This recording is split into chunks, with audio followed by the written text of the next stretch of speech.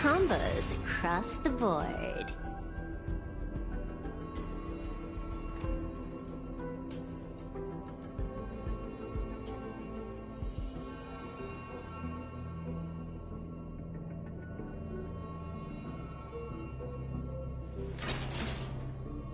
Talent's maxed out, firing on all cylinders.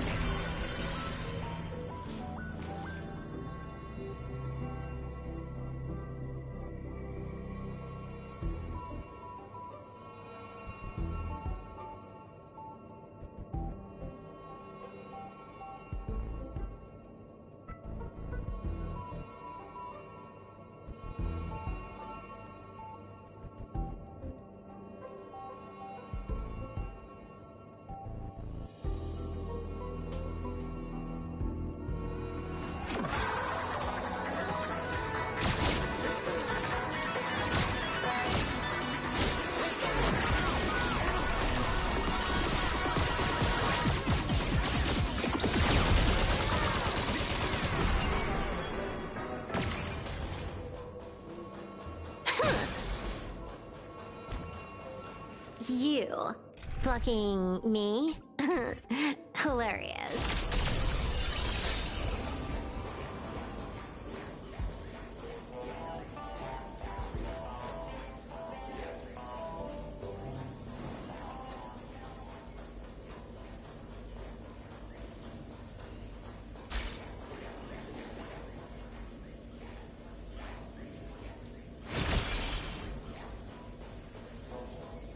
You blocking me? Hilarious.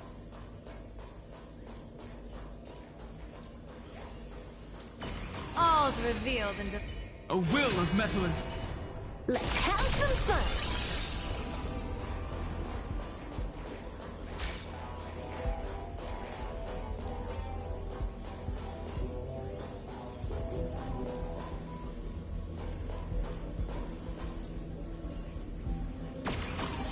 Let's have some fun!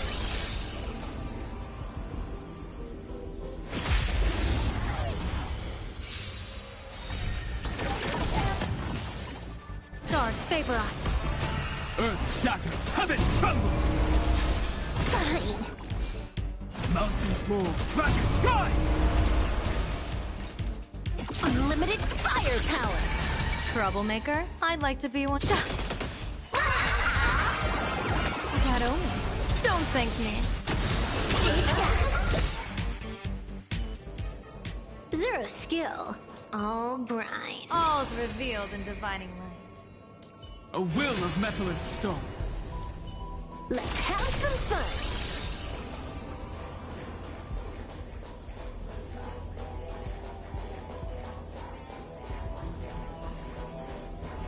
You blocking me? Hilarious.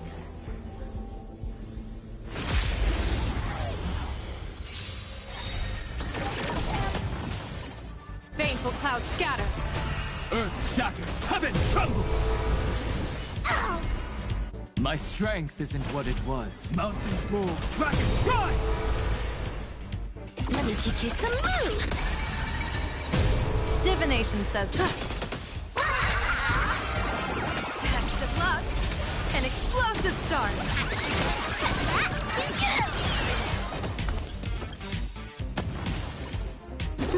Wiped him out. People always say that the will of heaven can't be overturned. Observe the heavens with my divinations. That omen. Don't thank me.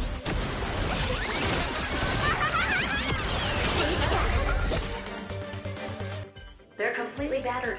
Save for their heads. Right. Well, never strike someone in the face. The same goes for puppets. I'm picking up signals for more puppets somewhere further in. Let's go take a look.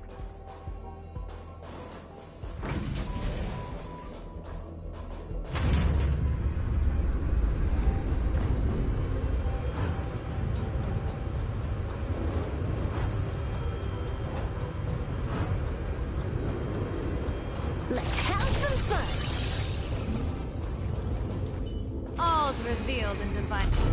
A will of metal and Let's have some fun.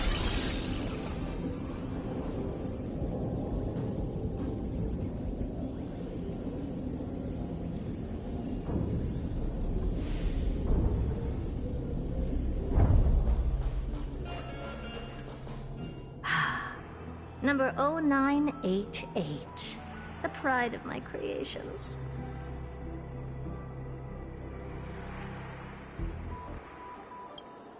Should I even be curious? Puppets before her were all as dull as brick walls, mundane and uninspired. I distinctly recall number 0988 being the first puppet I imbued with a magical surprise. Some other puppets that came later also got to enjoy similar privileges. Good to know. But did anyone ask? Fear not, Mira. You have to remember that being a genius means you're destined to solve challenge after challenge. There's no time for rest. Can I just be on the sidelines this time? Pretty please.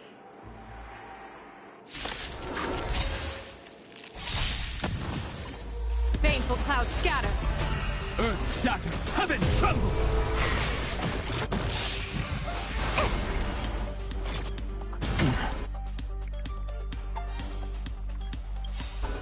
Dear viewers, I've kept you waiting. Come to the end of the world! Fine. I'll stand in their way. This should be easy.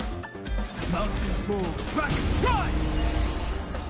Unlimited firepower! Oh, they go. Damn. Divination Oh, says this will hurt. That over. Don't thank me. What is it done? Stop floating around. Wiped him out.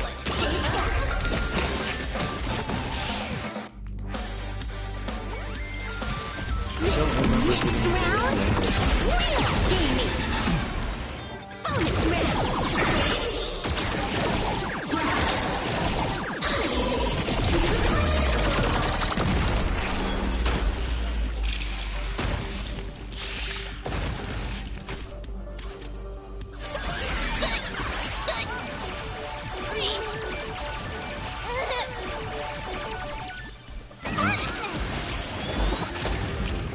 Oh, it died. Oh, well, that was close. I almost shattered. Don't be melodramatic. Working even a single brain cell of mine to take out foes like her is an outright waste of my smarts. I take it we've taken care of the problems in all 3 zones? Does that mean? Not yet. There's something else we need to deal with. It seems we've had a little tag-along all this while. You've got quite the sharp eye, Madam Myrna. Would you like us to help? Sure. Go ahead and summon the whole team forth, Mira. Considering the gravity of our endeavor, we can't allow a little thief to spoil the show.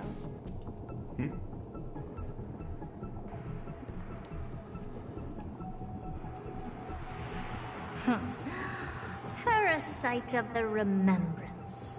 Do you truly think your atrocious disguise can outwit the keen sight of a genius like myself? Once you're reflected in my mirrors.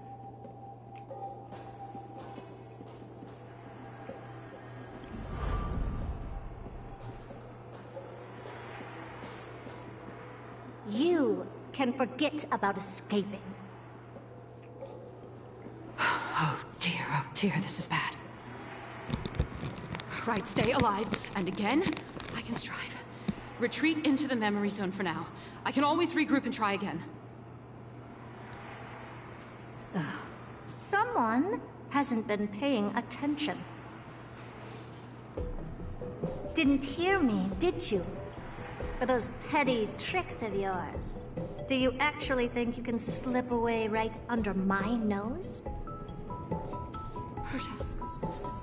Madam Herta, wait. What do you want with me? I'll spill it all. The garden's secrets, and what they're after. Everything. Please, just spare me. I think it's late for that. Is that all you've got to say while your life is at stake? Well, that's hardly worth anything. Need a little refresher? I am Herta, Genius Society number 83, the one to unravel the mystery behind the imaginary leakage phenomenon, and key holder of the imaginary implosion pulse. Do you honestly believe I'd seek any counsel from you?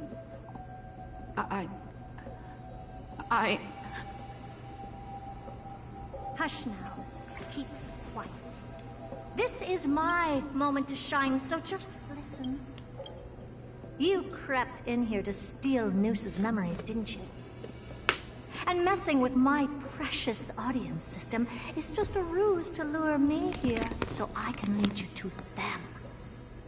What a shame. You're only a step away from completing the mission assigned to you.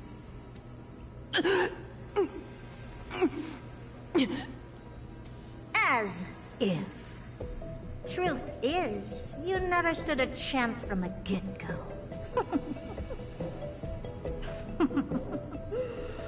Think I only have fourth mirror following me around? Oh, then you've let your guard down.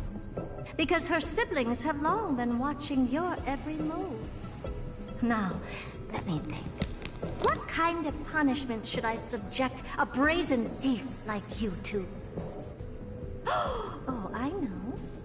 You garden folk have a fondness for mirrors, huh? How about letting you enjoy some quality time with your favorite object? A mirror. As for the length of your punishment, let's keep it mildly punitive. How about 100th of a lifetime? That should be enough for some serious How long is that? self-reflection. Oh, cheer up. You could still do your part for this world while trapped in a mirror. Is that a year? For all you know, your weak path energy could just help me get Droid Head looking this way. Oh, I should make myself clear. When I said 100th of a lifetime, I meant my lifetime. Huh? At long last, we can finally be at ease now that we've nipped those problems in the bud. This is yummy. Oh, cut that out! Those weird noises make me seem like I've got a few screws loose. Put that little thief to sleep for now. We can decide her fate later. Oh, sweet and venerable Madam Herta, when did your heart turn this tender? The audience system has been rebooted. This is finally it. After all that I have done to reach you, Droid Head, you better not snub me.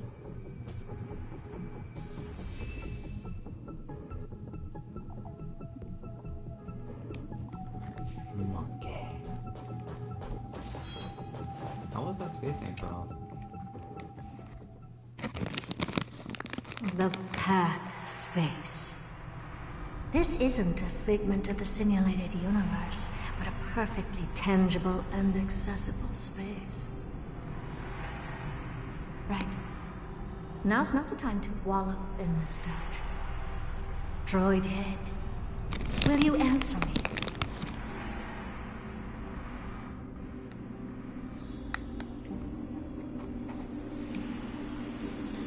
Madam Herta, we picked up some voices from the space.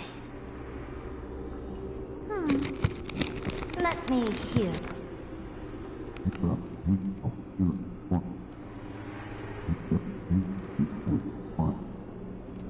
Is this binary arithmetic? Could it be Droid Head?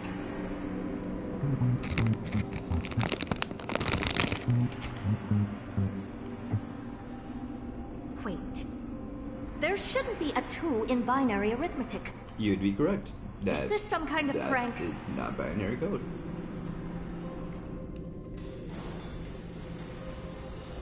Madam Herta, we're hearing those voices again. What should we do? Keep your cool, second mirror. What did they say this time? Play it again for me.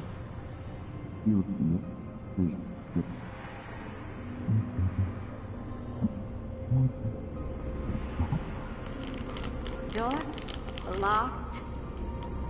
No, this isn't the voice of the path at all. What in the world is going on?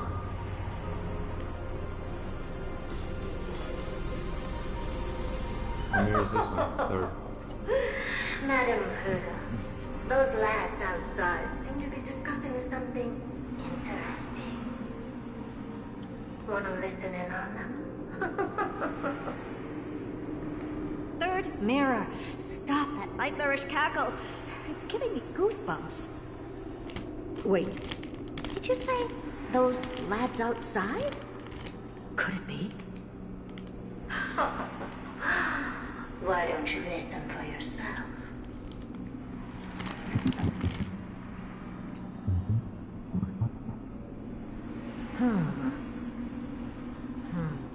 This isn't right. I'm sure we got intruders in the lab.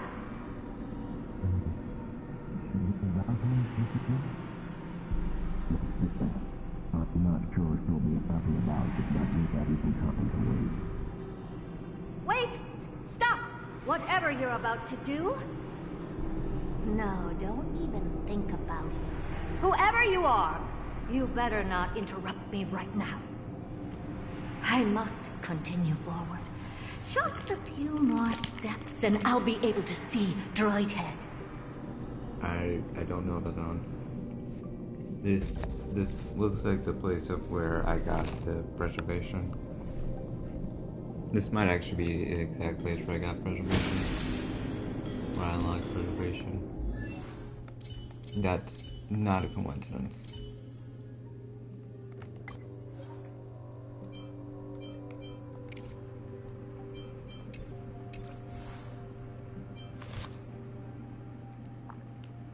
Baby, watch it burn. Do not give up on making a choice, even if you're about to be forgotten.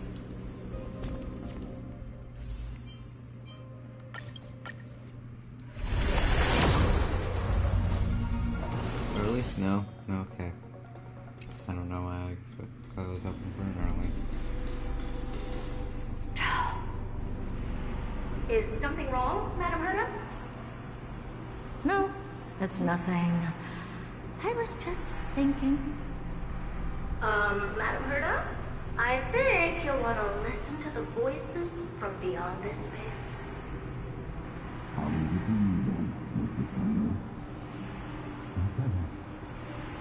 Wait, what are they up to? Is this the Harmony? What? Ridiculous. No. Hoping to stop me with such cheap parlor tricks. Not a chance.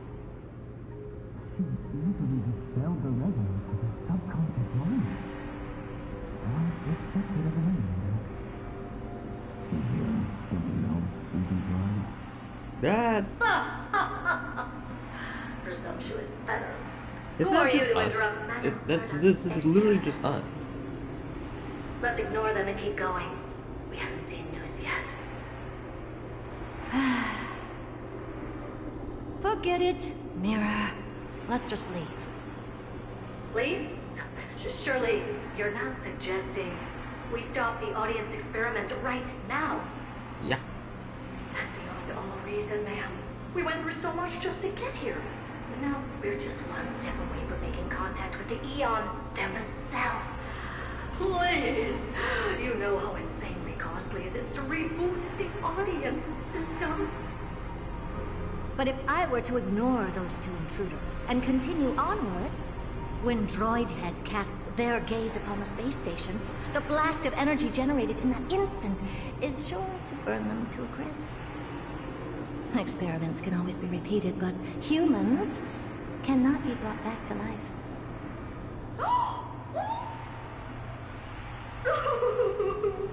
Oh, Madam Herta, so selfless and kind. I am truly a lucky mirror to have found the best Enough! Don't use that nauseatingly fawning tone on me. Looks like I'll have to abort this prematurely again. But mark my words, Driedhead. I will be back for you. So I'm pretty sure that's just the Trailblazers. Madam Herta? You're finally awake. There's, well, and Sunday. You two? I mean, the name My from plan is literally ruined. said. And it's all thanks to you. Your plan? My sincerest apologies, Madam Herta. We weren't aware this was a part of your plan. The space station was in complete darkness when we arrived, so Sunday and I assumed something bad had happened. We continued further into the space station, hoping to find the cause of the blackout. And that's when we chanced upon your actual self. How did you get in? How? The door wasn't locked. Oh. All right, fine. I am a person of reason, after all. You're not to blame for this. I am familiar with Mr. Yang of the Astral Express. But the one next to you? Looks like Madam Herta doesn't pay much attention to cosmic news. Please pardon my manners. It is unbecoming of me to forget the most basic of courtesies amid all that has happened. My name is Sunday, and I'm just a passenger of the Express. And this, unremarkable passenger happens to be a Harmony Pathstrider? Do you take me for a child? In any case, I don't suppose you came all the way here just to check on how the space station is doing? You'd be correct. Well, we were worried for a moment there. But it's good to know the space station isn't in any kind of trouble. We're here because of Amphorius, Madam Herta. Why does that not surprise me? Oh? Something occurred to you? No! I've told Himiko everything I know. Nothing about the world sounds right. Droidhead has cast their gaze upon numerous worlds in the past, and every one of them is etched in my mind. So how could I possibly not know about it? Perhaps those garden folks lied to you. Anyhow, I've looked up the name Amphorius in the simulated universe. Though clearly irrelevant results have already been filtered out, there's still an unbelievably long list of generated results. Something about how the Divine Amphorius team will swap out their current crest emblem for one in King Babaru's likeness in the next season. I hope that can be of some help to you.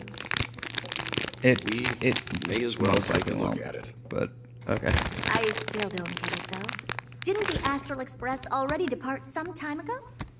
Is that world so incredibly spectacular that it warrants this return trip? Yes. Well, that's because we're caught between a rock and a hard place. If Amphorius is indeed inextricably entwined with eons, paths, and even the erudition, we're going to need the wisdom of a genius to help us, especially now that we've seen the planet for ourselves. Elaborate a little on this rock and a hard place you're caught between. We've lost all contact with two indispensable companions since they entered Amphorius. And that's not all. One of our other companions is suffering from a serious and inexplicable affliction. Oh, it's back to me.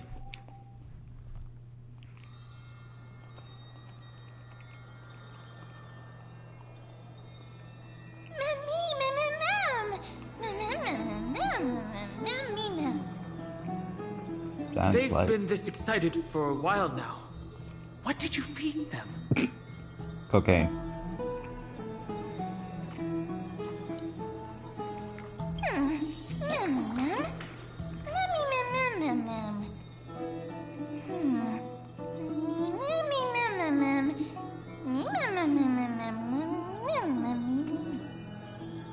Forget it. You can skip the translation. I can somehow tell that none of that chatter's meaningful. It's almost time. Damn. The Chrysosers should be finishing up their preparations at the Vortex of Genesis. Let's go witness the core flames return when you're ready. That none of it's meaningful is crazy.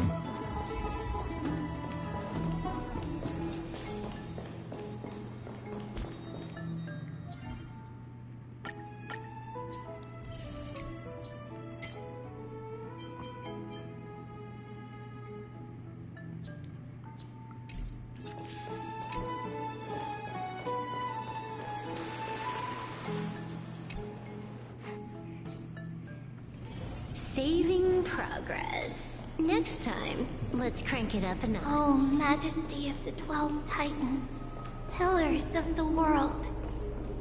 We seek your divinity to mend the rifts of the world.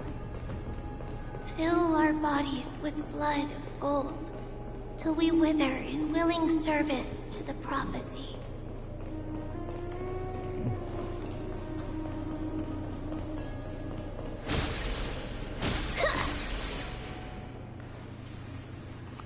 Your guests are here, Finan. We can begin the ritual now. We're not gonna go blind from this, right? Lord Mighty isn't here yet. It's fine, Miss Caceres. He spoke to me already. I told him he should be nursing his wounds. Ritual stuff. That's wild.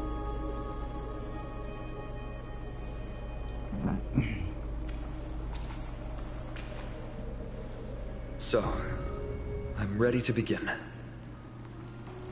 Teacher, show him the way forward.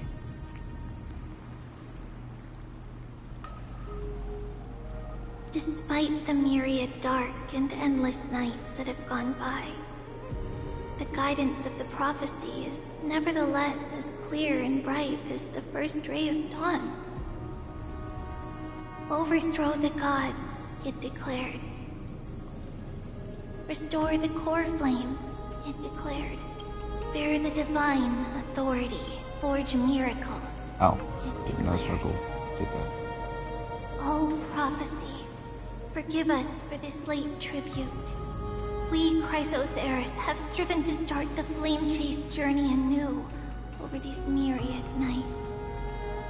The seeds we sowed have finally yielded a good harvest.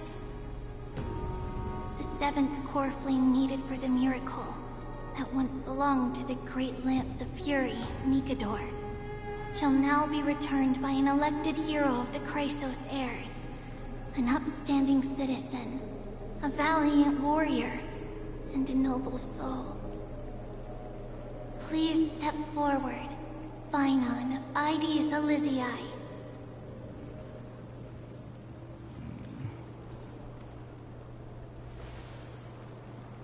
Recite with us.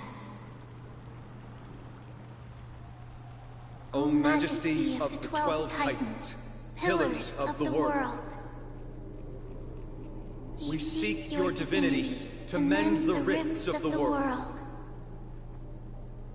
Fill our bodies with blood of gold, till we wither in willing service to the prophecy. Surrender the core flame, Chrysocer.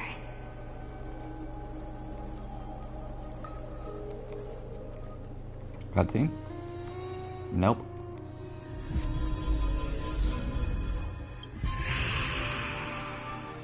Dude, my objective. Why do I have to do it? Did I have the core flame? I thought Finan had the core flame. If Finan had the core flame, why do I have to do anything? I thought I was just a bystander.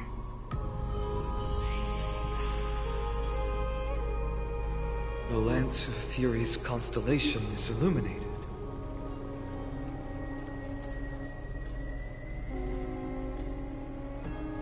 Why is the vortex this silent? Was it also like that in the past? Patience, Finan. Do not make us question this decision. Lord Naius? I'm afraid he's not the person you know, Castorus. That is a manifestation of the prophecy, an echo of the Titan's divinity. It is here to examine the Titan's successor.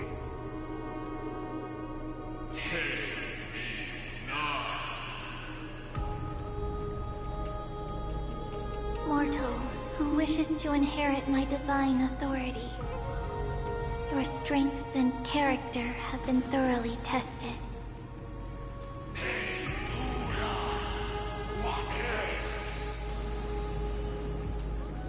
Yet your will wavers.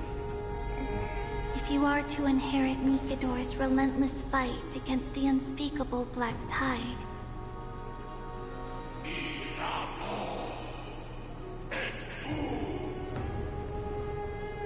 you must accept a trial of divinity. Prove that you possess an indestructible will, and vanquish the fears deep in your heart. Vanquish the fears in my heart. So be it. No matter what obstacles you plan to put in my way, I'm ready to overcome them. For our prophesied tomorrow, I will become the god Amphorius needs.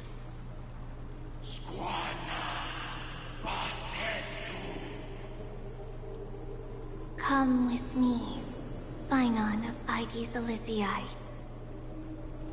In fear, you shall abandon your mortal body, and in suffering, be reborn as a god.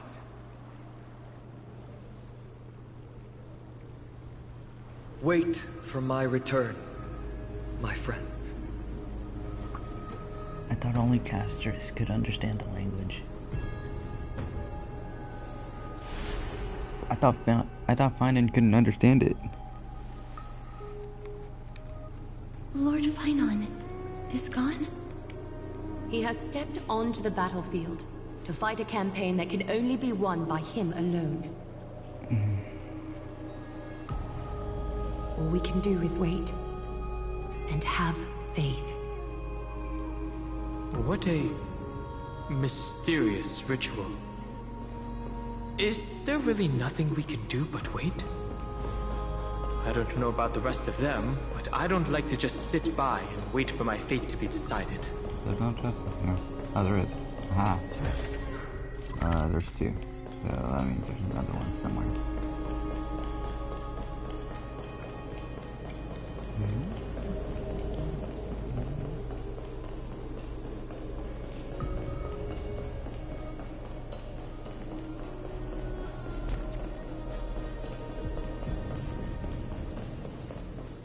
Aha, there it is.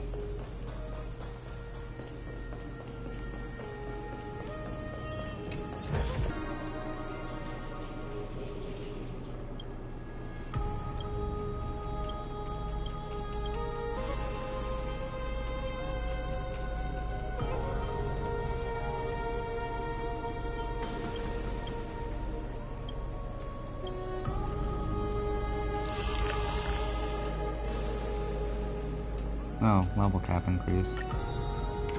The sea! The sea is right here. Oh my gosh, it does sound drunk. I didn't realize that it was gonna sound drunk.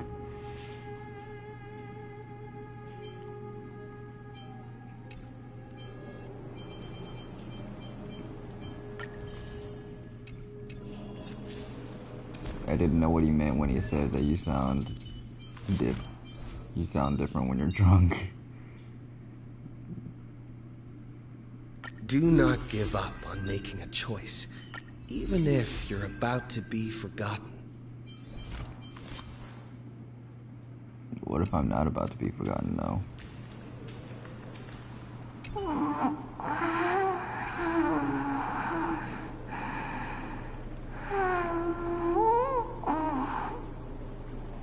Looks like she fell asleep. Presiding over this ritual must take quite a toll. Snowy...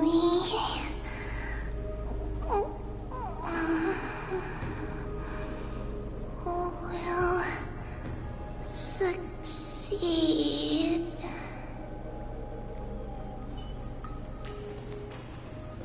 I guess Snowy will succeed. I pray you truly are prepared, Lord Finon. I spoke at length with Lord Finon before. There was hesitation in his words. The manifestation of the prophecy must have seen this. It saw Lord Finon's heart wavering. Wherever he is, whatever he is fighting, I pray he makes it through this test.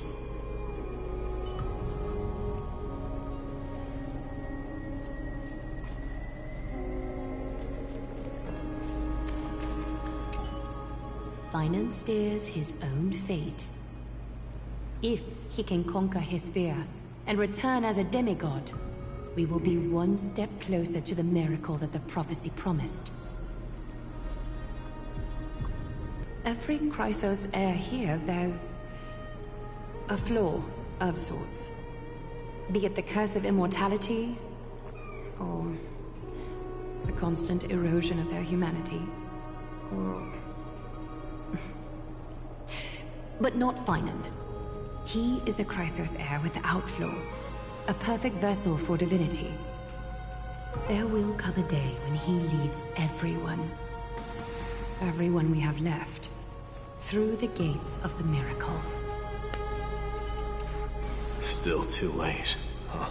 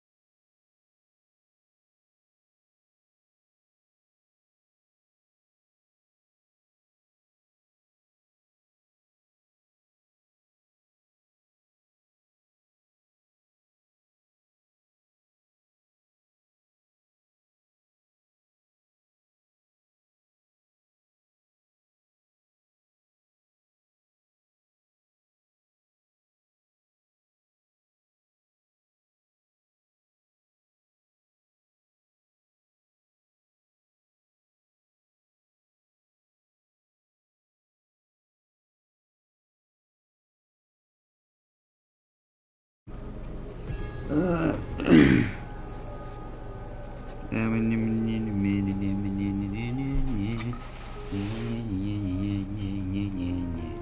constellation of the Lance of Fury is already illuminated. That must mean... The core flame has been surrendered.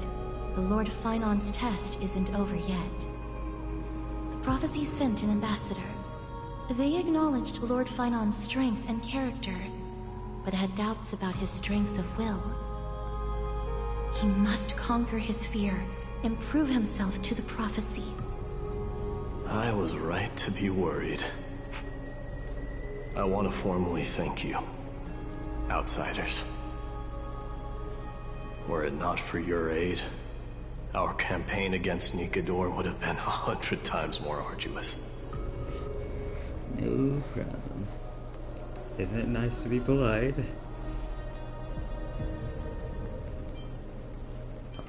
Kremnoans revere strength and military might. That does not mean we lack etiquette. Fair enough. Mighty, what do you mean when you said you were worried? They don't know yet. That guy has always been tormented by his past. I may not be the right person to tell you about him, but you must know his past if you are to continue fighting alongside Finon. Lord Mighty. No. Please, allow me. No. Very well. Got it. Before he was chosen by the prophecy, Lord Finon had everything taken away from him. His home, his family, his close friends. Everything he once swore to protect. He became a hollowed shell in his youth, and the blazing flames of vengeance were the only thing sustaining him. The prophecy gave him a new mission, granting him a new life as a Chrysos heir. But which is more important to him? His new mission, or his desire for revenge? I'm afraid only he knows. No.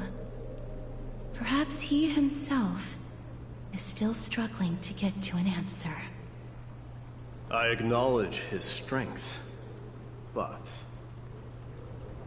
fear is something not even the sharpest of swords can cut through. I hope you've toughened your resolve, Deliverer. Only a will as tough as stone can shatter the darkest nightmares.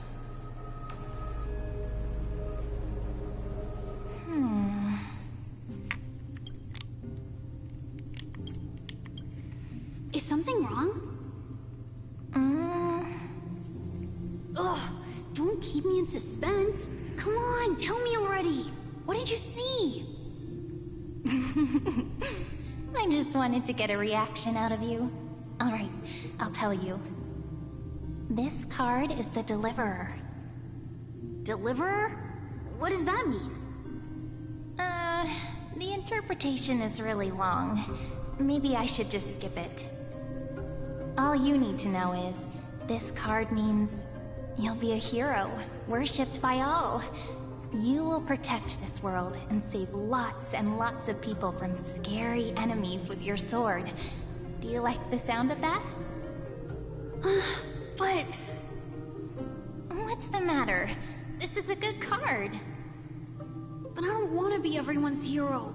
I just want to stay in this village with everyone I know. Grandma and Grandpa said the outside world is full of bad people. That's why they're always at war. Who wants to save bad people like them? I can be a hero, but only our village's little hero. Well, little hero, if the day comes for us to say goodbye to ID Silicii, could you become a deliverer then? Do I have to leave the village? Mm-hmm. If something like that happens, someone will have to save the world. Then I'll...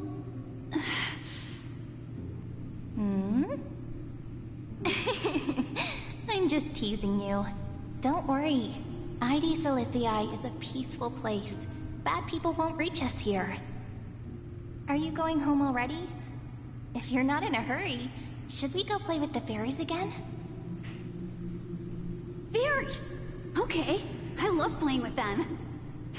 I'll win back the wooden sword I lost to them. Look at how excited that got you. Let's go then. May this world never have need for a deliverer.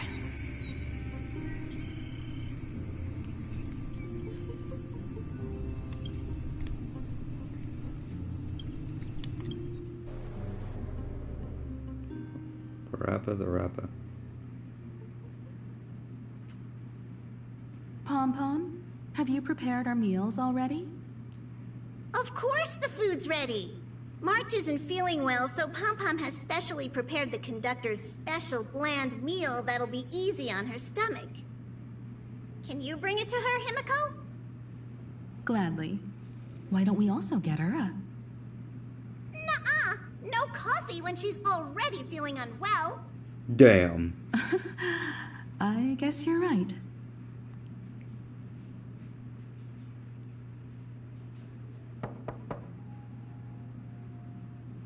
March, I'm coming in, okay?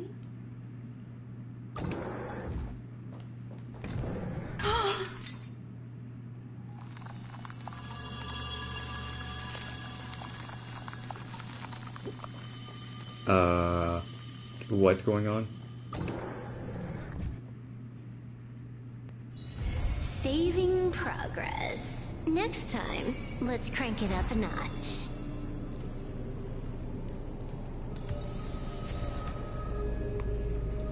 Okay.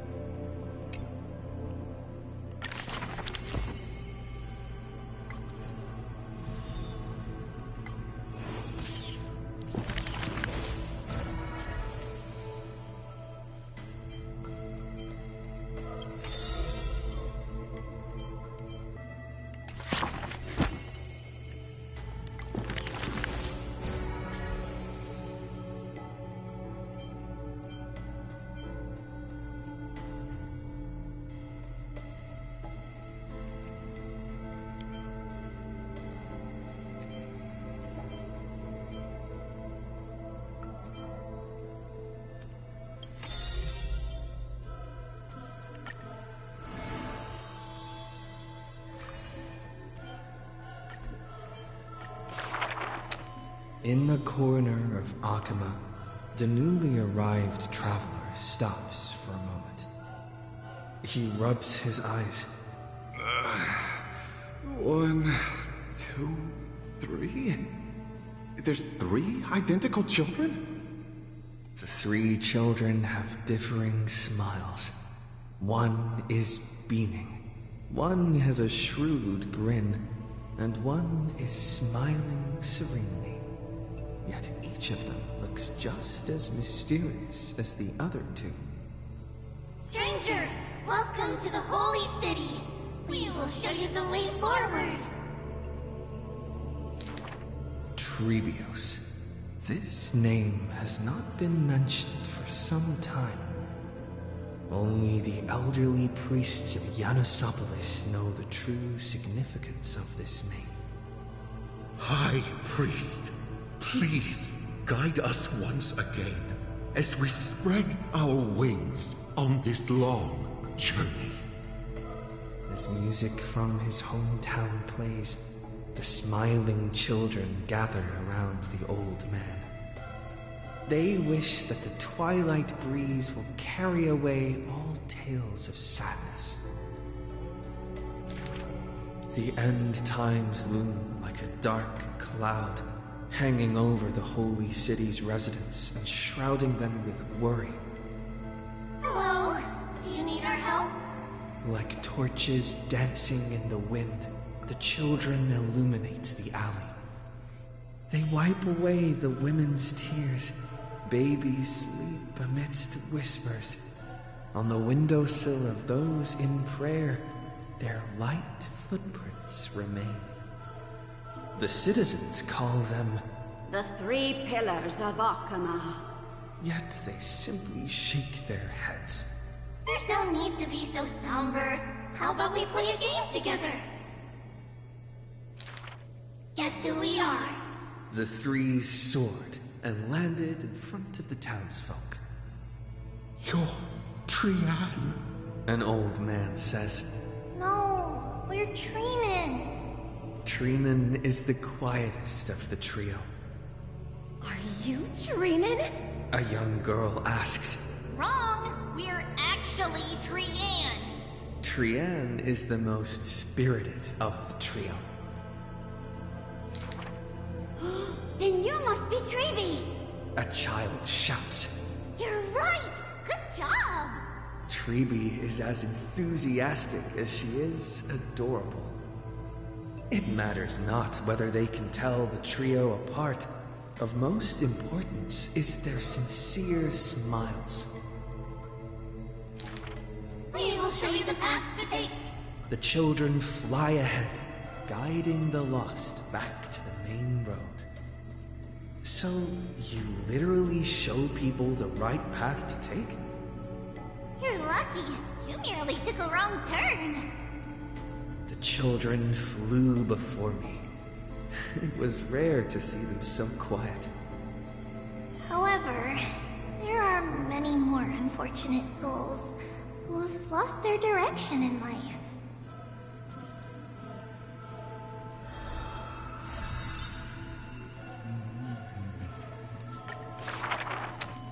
There was once a dying soldier on the battlefield who wished to bid farewell to his lover in a distant city, far away. The child leaned toward the soldier and said nary a word as she listened to his final words of comfort. As for the other 2 children, they were in the city, beside a bed upon which a woman was lying in eternal rest, wailing uncontrollably. Not only do the 3 children share each other's senses, their souls are also interconnected. When one is filled with grief, the other 2 will burst into tears as well. Perhaps we should tell you some happy tales instead. The child wipes away her tears of reminiscence. Our greatest talent is performing Amphorius' nursery rhymes. But those nursery rhymes have been told over and over that any literate child could recite them by heart. How rude! The child gently flicks my forehead.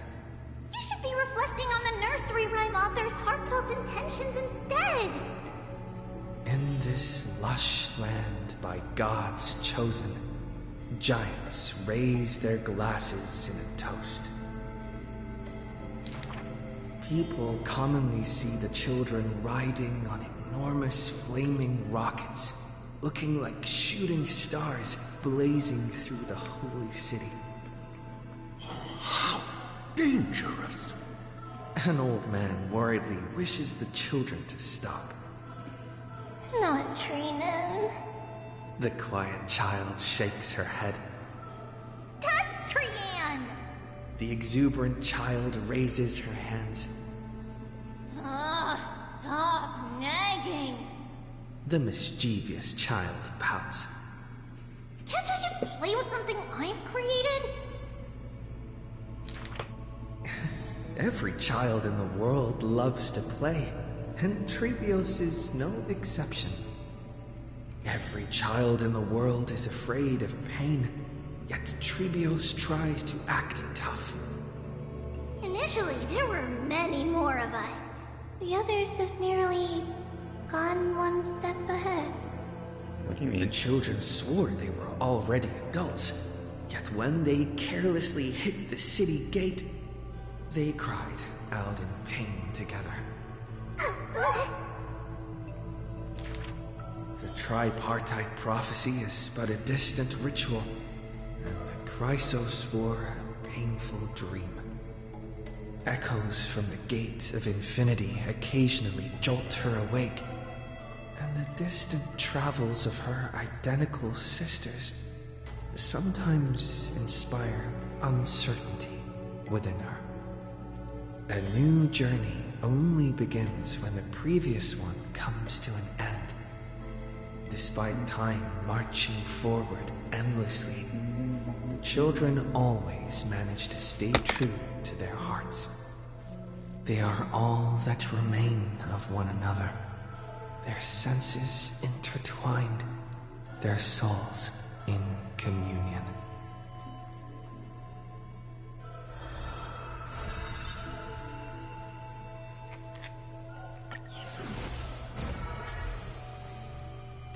Do I get anything from this? I do. Damn it. I'll do that on my own time.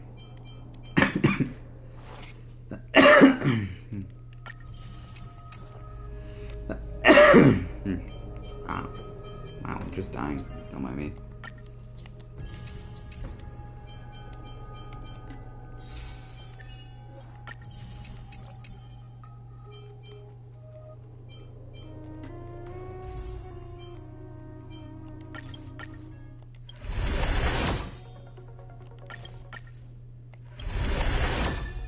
Die.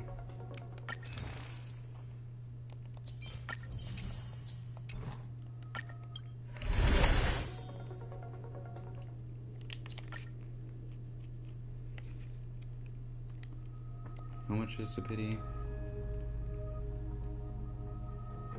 5, 10, 15, 20, 25, 30, 31.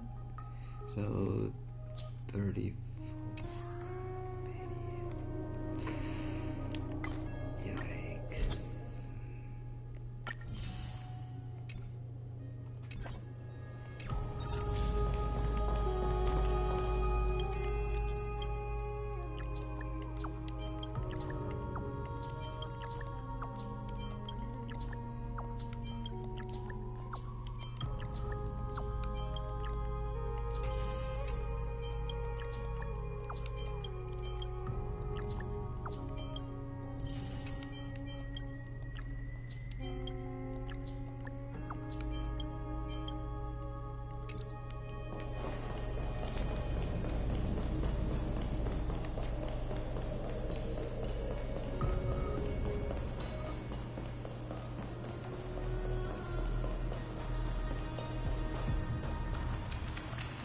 I'm so parched.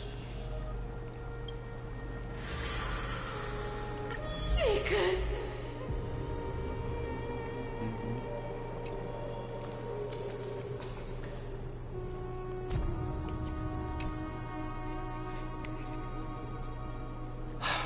Aglaya, with all due respect, this trial is taking far too long.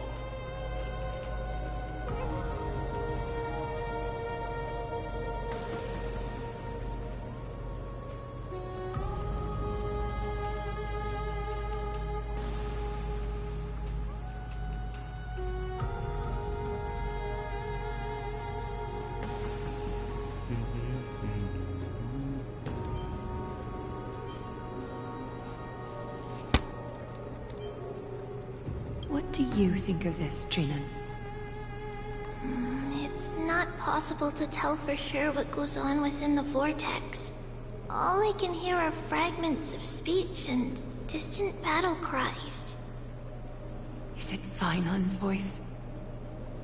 I'm not sure. It's difficult to make out clearly. Wait, no! Lady Trinan. Snowy's voice. I can't hear him anymore. existence of the trial. It's burning him up! It has come to this, after all. What now? Get ready, my Deimos.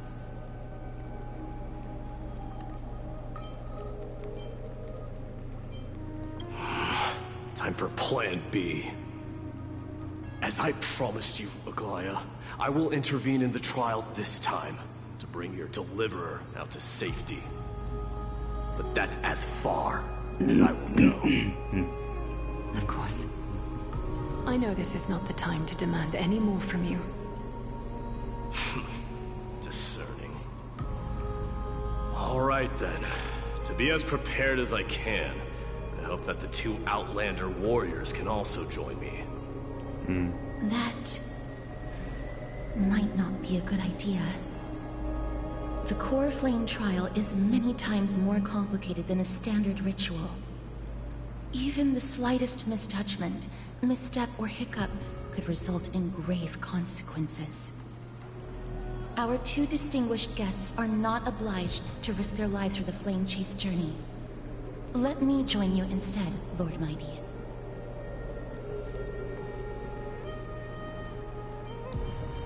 No. Someone should stay outside in case we need help. Damn it. Things have taken a critical turn, especially so with Feynman's life on the line. Of course, we Nameless will do what is necessary. How should we help? Join me in the trial to look for Feinon. And when we do, Aglaya's golden thread will guide us back out. Assuming we survive Nikador's wrath. If something bad were to happen, Casterus, your priority is to ensure the safety of these two. I can find a way out on my own. Yes, Lord Mighty. Thank you both for your valor. Time to get to work then. Let me have the honor of taking the lead in this battle.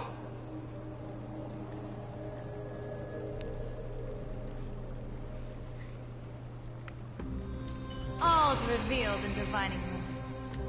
A will of metal and stone. May that warrior be safe from harm. When you are ready, I will preside over the ritual on Trinon's behalf.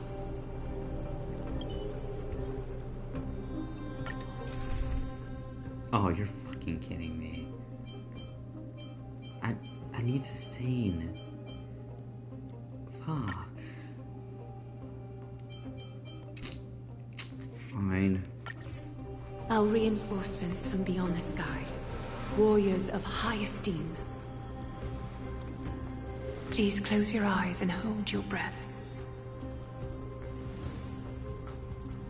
They once kept the fate of this world, and many other challenges safe from the devastating rage of strife. They now seek to venture deep into the trial of divinity and prove their will to destroy our enemies, as foretold by the prophecy. When the hammer of strife strikes the anvil of the warrior, the heat and impact will leave behind scars, and between them, a demigod shall rise. Very well. Come forth then.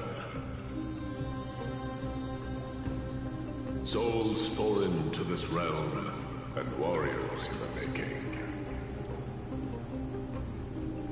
Follow me into the mist and flames, and come face to face with the greatest fear in the depths of a warrior's heart. And with thy strength, banish the darkness and usher in sunlight. Let all lost souls find courage on a long journey.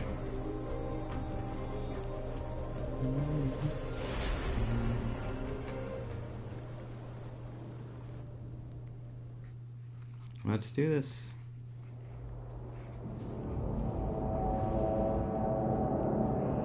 What?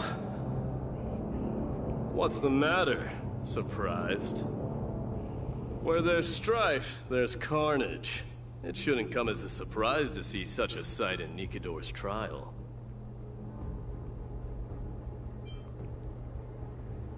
I don't see him around here. We should go first. Let's pray he stays safe. Huh. The greatest fear in the depths of a warrior's heart, huh?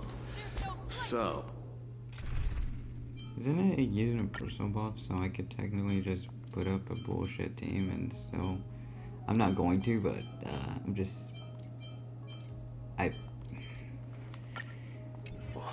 This is what he fears the most. A disaster for Akama. It's called Universal? It's not called Universal. What they call it? I forgot what it's called.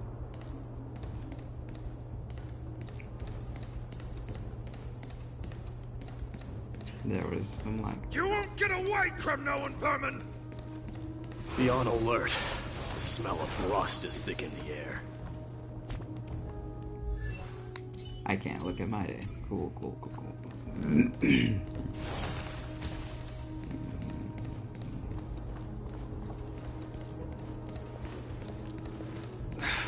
Cursed brutes.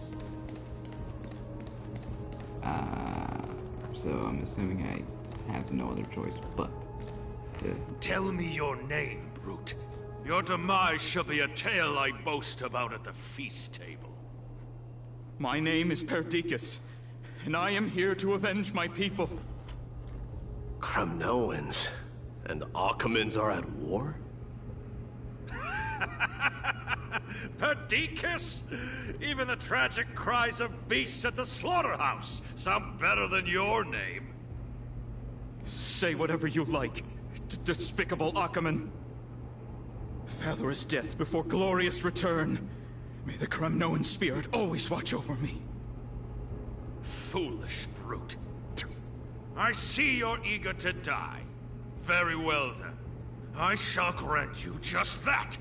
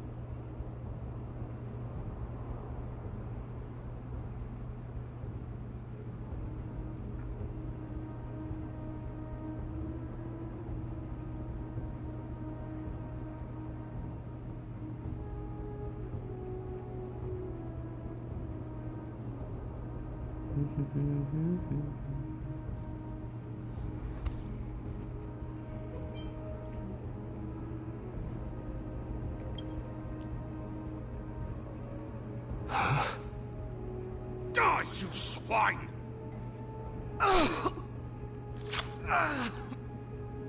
Matamos. My king. Why? Why did you leave us to the mercy of these foreigners?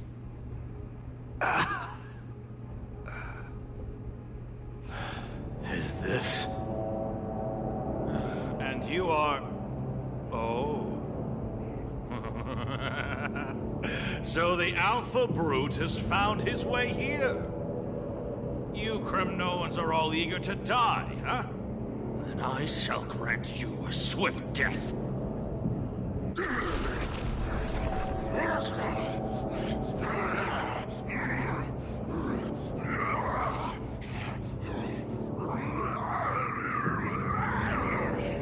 My day.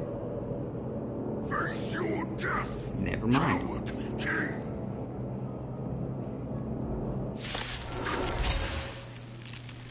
This insatiable bloodlust is a product of Nikidor's wrath. Let this place witness glory.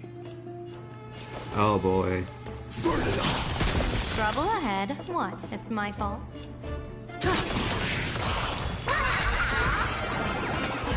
Having Don't weakness thank in me. this area is probably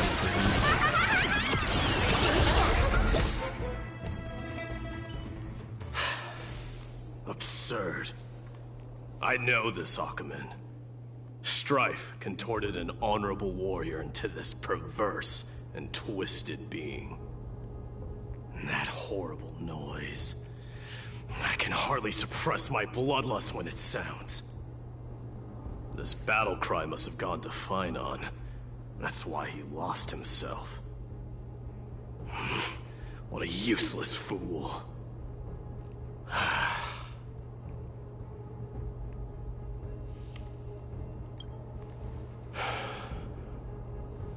It's nothing.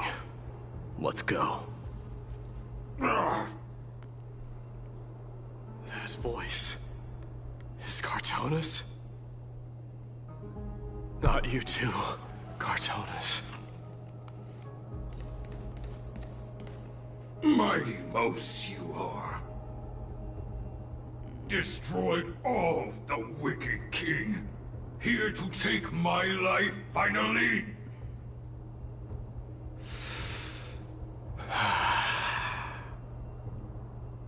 I won't ask how this happened, nor will I hurt you like you said. I just need you to tell me where Finon is. All of this you know very well. Leave our city, cursed son of Gorgo! I have no intention of hurting you, Cartonis. Humiliate me you shall not! Leave! Get out of Akima! Get out! Symbol of your sovereignty, take it! Signet of Kremnos, bask in blood-soaked glory, your kind alone! This is... Mother Signet? It's here again. I knew it. Ha! Finally gone mad, despicable vermin have. With your mad king, perish together in that maelstrom of battle! Enough! Be quiet! You are not at all Cartonis! Look out!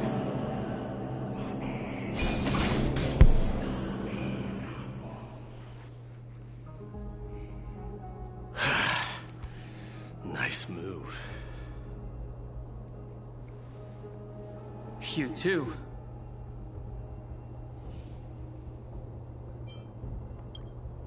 Wait. He seems calm and composed, unlike the rest. Sane enough to communicate, it seems.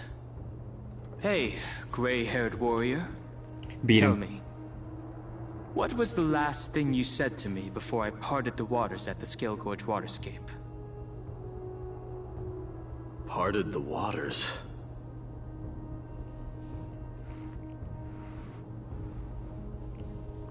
How would I even remember that? Forget it, just kill me, alright? What the fuck was the last thing I said? Shit, I don't even remember that. That's all the way back in the fucking Lofu. Oh my god, I don't fucking remember. Fuck you.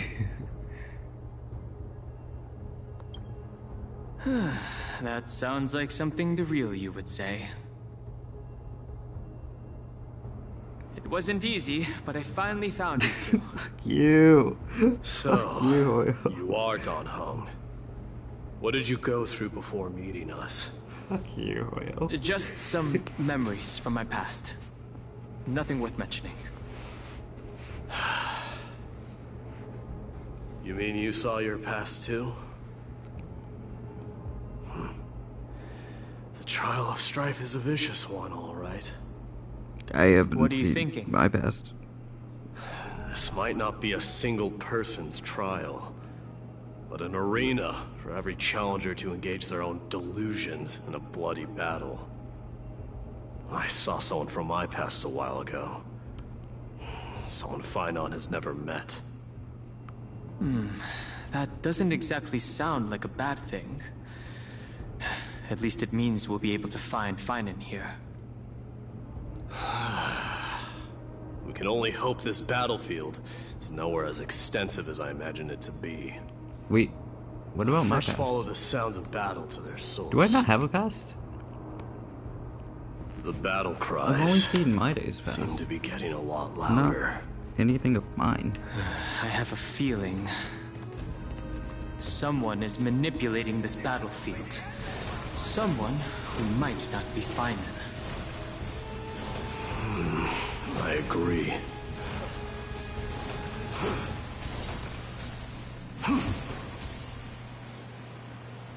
Go find your friends in hell!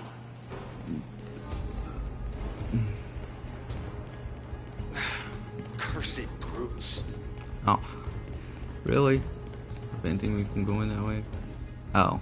It's just a whole ass big area. Just as I thought. This is where the battle cries were coming from. The true entrance to Nikador's trial.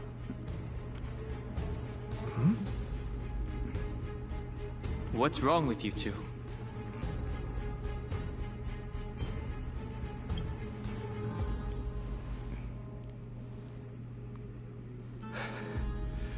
I'm seeing him for the first time, but there's no doubt about it. What I'm sensing can only be Strife's bloodlust. The one manipulating this battlefield is Nikador themselves. Mightimus, you are a keen warrior indeed. You know me? The blasphemous prince. Of course I know you. And I happen to know that you're here for the soul of that white-haired warrior. Great. Let's cut to the chase then. Hand over that poor excuse for a swordmaster, so we can be done with this farce. No.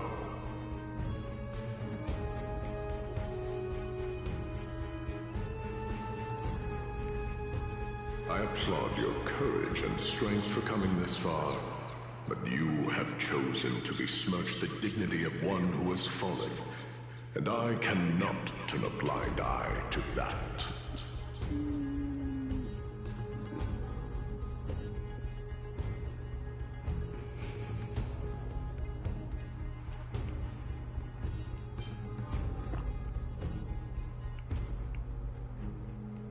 No.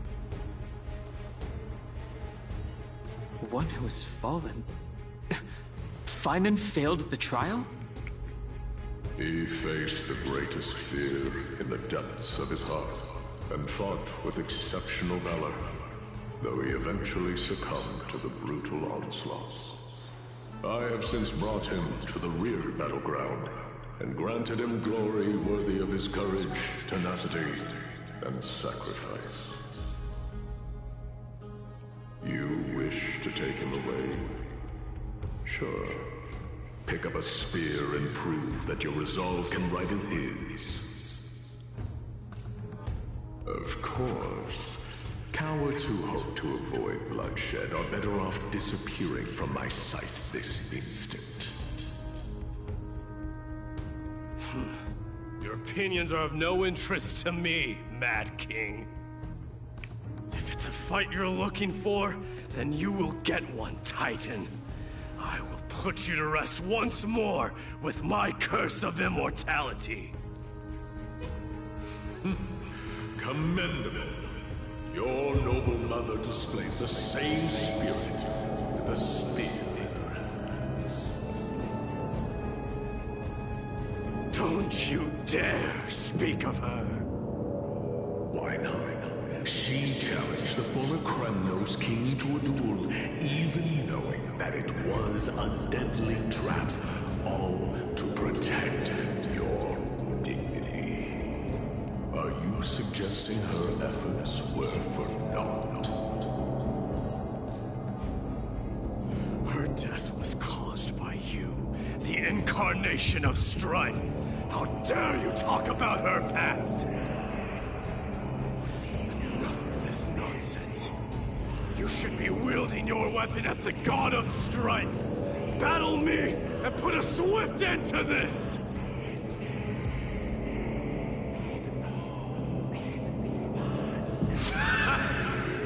hatred is as clear as day, my Demos. My words must have struck you deeply. But thanks to them, I have also come to realize. This is why you killed your father for the throne. Only to let your signet sink to the bottom of the Sea of Souls, refusing to let the glory of Kremnos live on. This is why you slew the Strife Titan.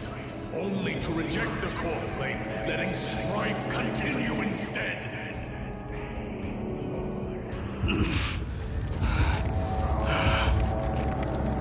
Oh, child and show me what you are capable of. Show me if you have the power to put out the flames of your very own destiny.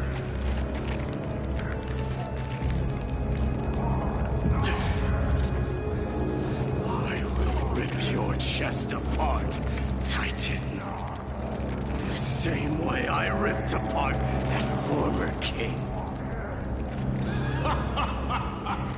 I see you wish to repeat this. Come at me then.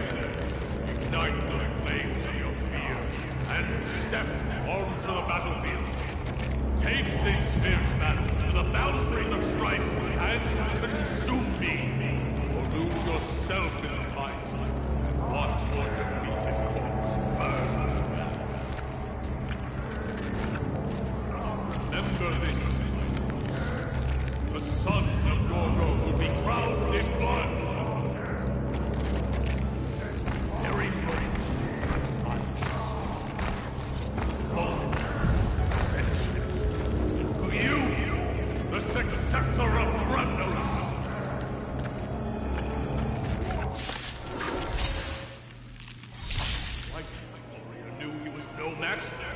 Yet he chose to fight till his very last breath.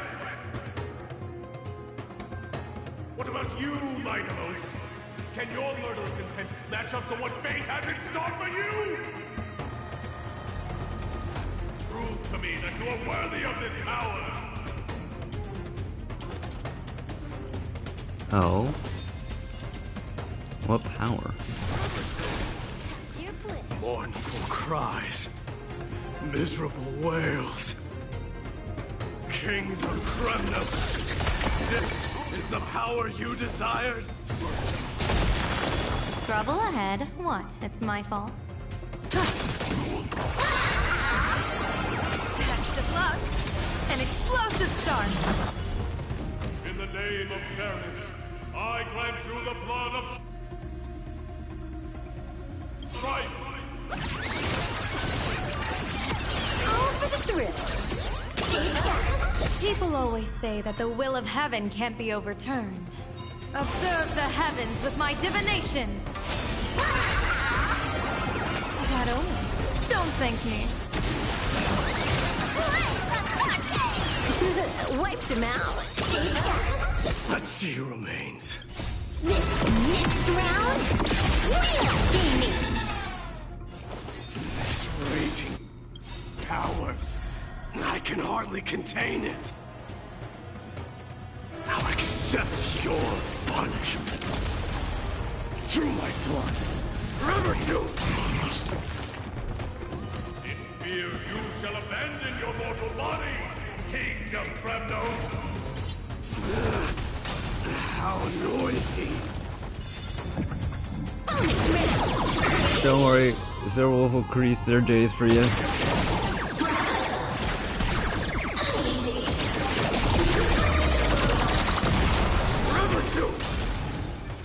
How am I supposed to get more elation? Fateful cloud scatter. Test of luck. An explosive start. Without Sparksy, specifically. Yes, Watch out!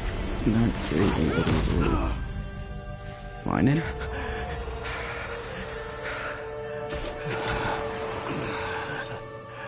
Found you. Oh, he didn't actually stab him?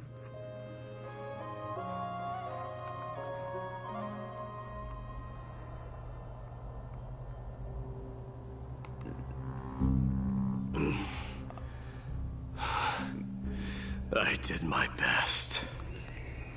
The core flame trial is indeed no place for the weak. Let's just hope that Finan gets through this. There's no need to worry. His soul is in a stable condition, with ample rest for both. The greatest fear in the depths of his heart. Lord Finan must have been forced to relive his past during the trial, and revisit his homeland that had fallen to the Black Tide. In all likelihood.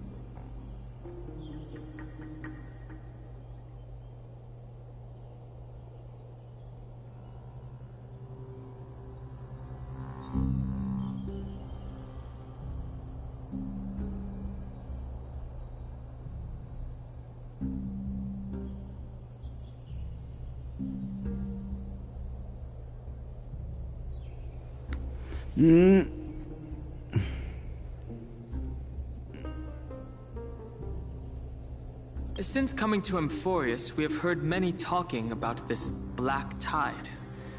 Could you tell us more about it? It is one of the culprits that drives the people of Amphorius to madness. It was during the Era Bellica that this unspeakable thing first appeared, like a plague, alongside the 3 Titans of Calamity. Nobody knows where it came from or how it came to be. What we do know, however, is that it is steadily encroaching upon what little remains of this tranquil land, much like a rising sea closing in on an island from all sides. It is for this very reason that it became known as the Black Tide. Those who succumb to it lose their reason and humanity, becoming vicious, mindless monsters. Mortals are not the only ones susceptible to its influence. Even gods and titans cannot escape from it. According to Naias, Nikador, though one of the embodiments of Calamity, also bears the responsibility of fending off the Black Tide. Perhaps that is also why Lord Finan threw himself into the trial of strife so readily. But now, we must look for alternative means of igniting the flames of strife. So, Aglaya, what should we do now? You know very well the decision doesn't lie with me. As the successor to Krymnos, Mighty, you know better than anyone that if it was simply about emerging triumphant on the battlefield of strife, you and your people could manage it with ease. But ultimately, the heavy burden of divinity can only be borne by one. It is foolhardiness and indecision, not the unclaimed seed of divinity, that pushes this world into the deathly fog.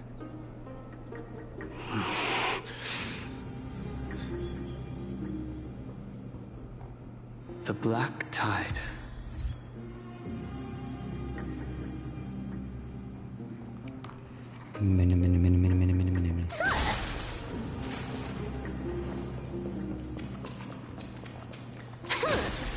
Wait, you did test out the water physics.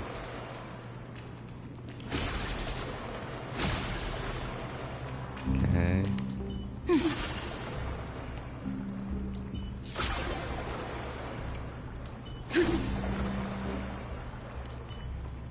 The water physics are physicking. Do exist. The water physics do indeed exist. An unspeakable thing of unknown origin.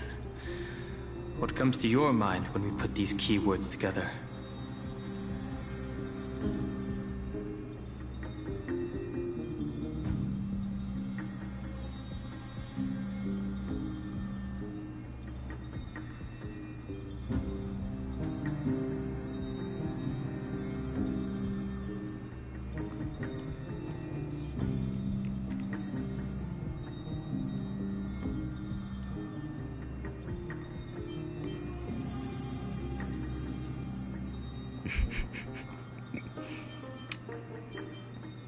A hypothesis like that has never occurred to me, I must admit.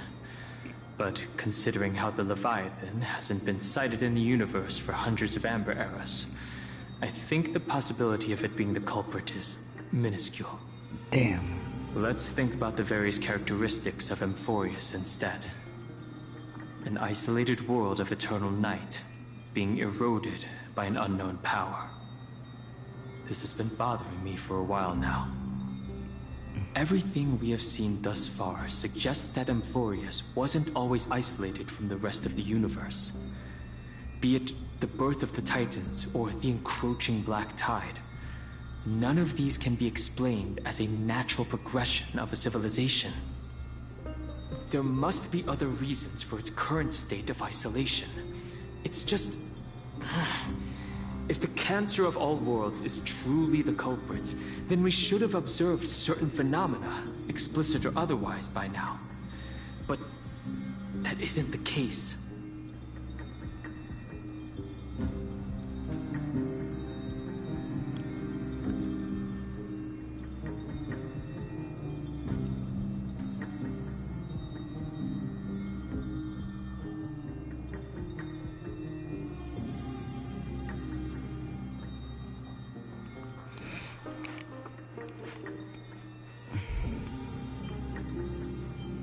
That's what I was thinking too. From past experience, the Stellaron within you should be able to resonate with other Stellarons, but we haven't encountered anything like that here. There are several other unanswered questions too. My gut feeling is that things here are not as simple as they seem. Furthermore, what happened in Penacony also proved that the appearance of a world may not necessarily be due to the influence of just one path.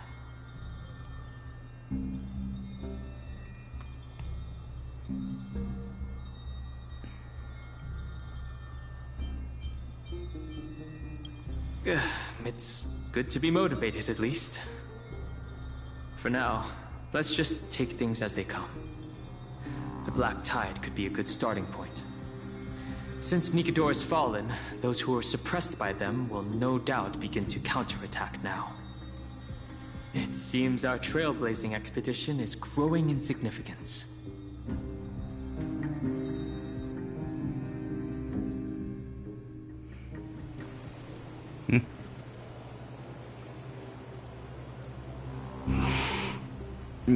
Don't worry, Dee. This isn't the first time he's been like this. A long time ago? I'm not worrying about him. Oh, alright. You're a little quiet, though. I'm sorry. That was rude of me. What I meant was, I know that man can pull through for sure. It's alright. Being straightforward suits you better. Actually, Dee, there's something we're curious about. What did you see in Nikedor's trial? Something that terrifies me. Isn't that ironic? There shouldn't even be a word for fear in the Kremnoan language. Do you think you stand a chance against that thing that terrifies you? Is this also part of your grand scheme? What do you mean? Aglaia knew that Phynon might fall. And she expected me to take his place. That was the plan all along, wasn't it? Yes. Looks like you know everything. I have no intention of condemning you for it. The Flame Chase journey is not a game, and I have long understood this. The downfall of Strife, and the ever-growing threat that the Black Tide poses. If Circes and Ornyx are also impacted, ramifications will be dire. They are the only two Titans who are still lucid and willing to coexist with humanity. Regrettably, I do not hold the key to completing the trial.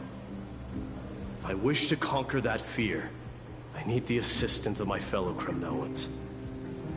Give me some time to speak with my people. It won't take long. I promise. Ah, I see.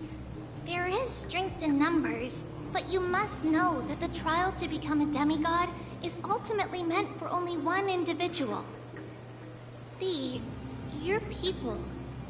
They have been eagerly awaiting a new king all this time, haven't they? If you take on the divine role, they will have no reservations about following your lead. After all, you're the hero of Castrum Kremnos. I once was. Lady Trebios. Therein lies my deepest fear. We'll talk again later. I'll be back. Dee? Regardless of what happens, we will always be there for you. Thank you. The person I'm looking for is probably in the hot bath. I should go take a look. Billowing steam always brings back memories of the furnaces in our homeland.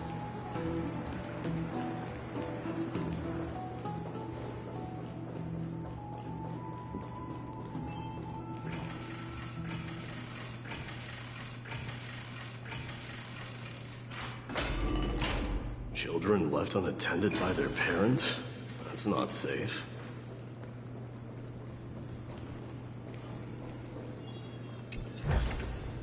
Surprises sure go hand in hand with you.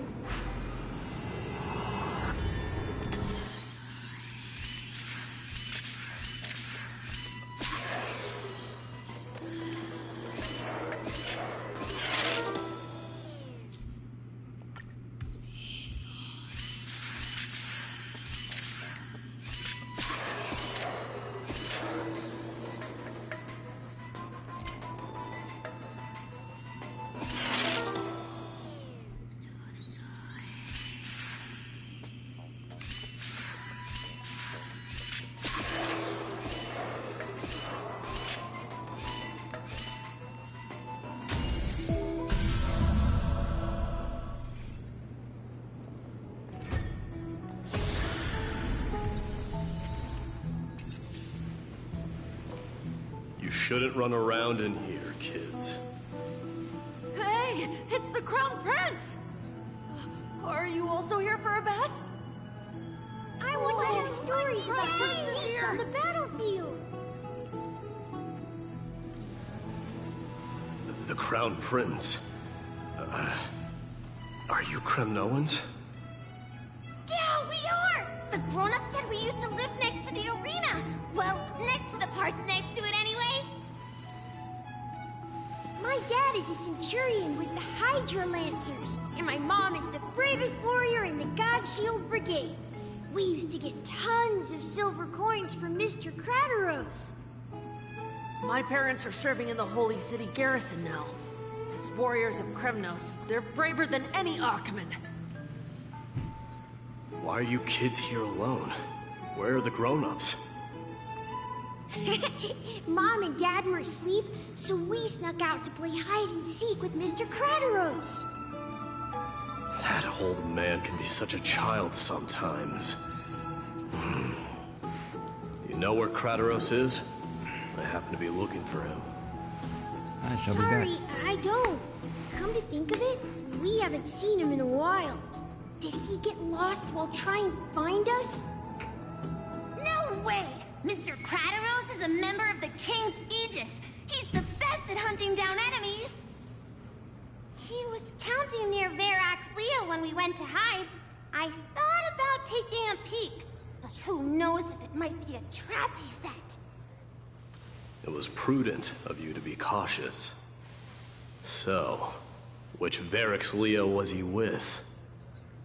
It's, just take a few turns after you go out from here. It's close to the bats. All right, I'll go look for him. You should consider the game over and head home for now. And don't play around the hot baths again. Wait, Your Highness! Is there something else? I heard you retrieved Nicodor's core flame. Does that mean we get to go back home soon? Have you ever been to Castrum Kremnos? You were all born in the Holy City, and are living lives no different from the Akamans.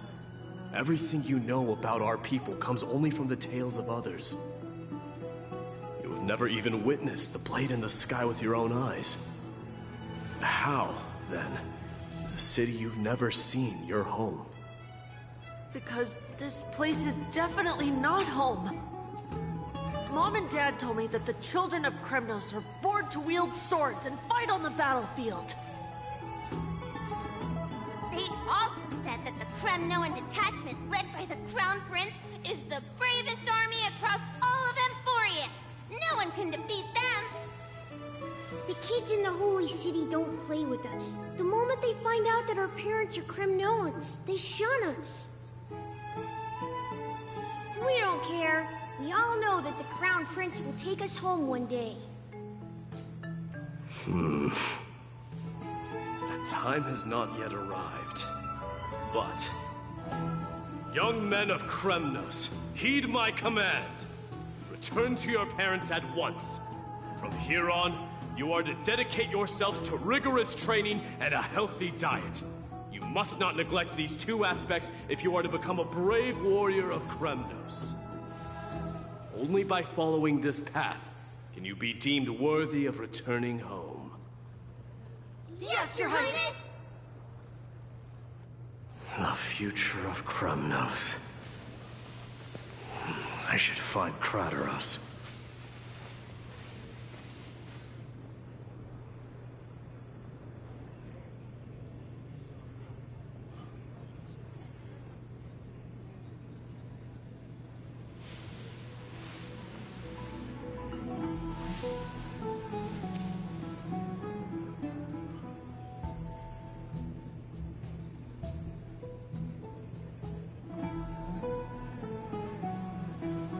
Good fortune itself is also a kind of destiny.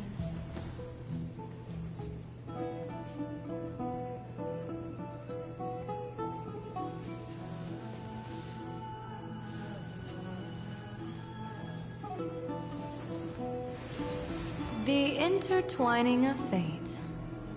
Quite amusing.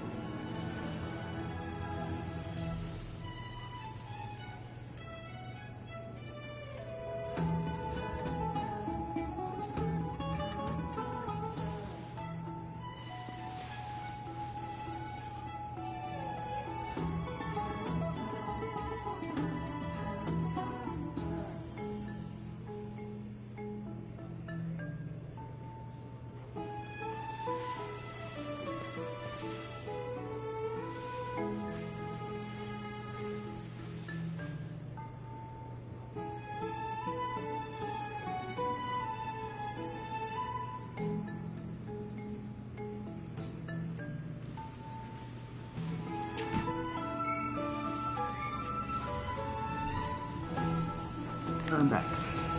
The intertwining of fate. Quite amusing.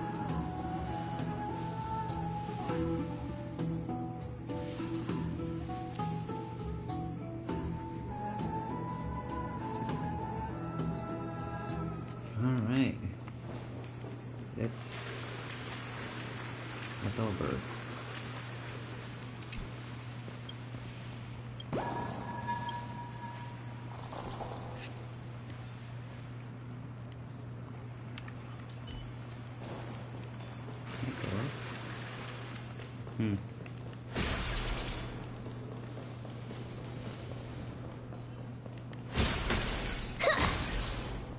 There he is. Rat! Oh, it's the Crown Prince of Castrum Kremnos. Get a grip. We're here by order of the Council of Elders. Even the Chrysos heirs have to think twice before doing anything to us. Out of my way, lackeys of the Council. The Civil Guard of Akama is on official duty. Please keep out of this area. Calm down, my lord. play nice. Don't make me repeat myself. I'll allow you to pass this time, but just this once. Scared cats. So, you think yourself knowledgeable? Then here is a question for you. Do you know how Chrysius Leo in Castrum Kremnos came to be mounted on the wall? I don't know, my lord. How did it come to be?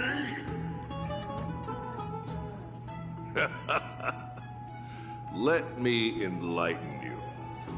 A long time ago, the founder of Castrum Kremnos led a group of warriors to hunt down a lion on the outskirts of the city of Tritos.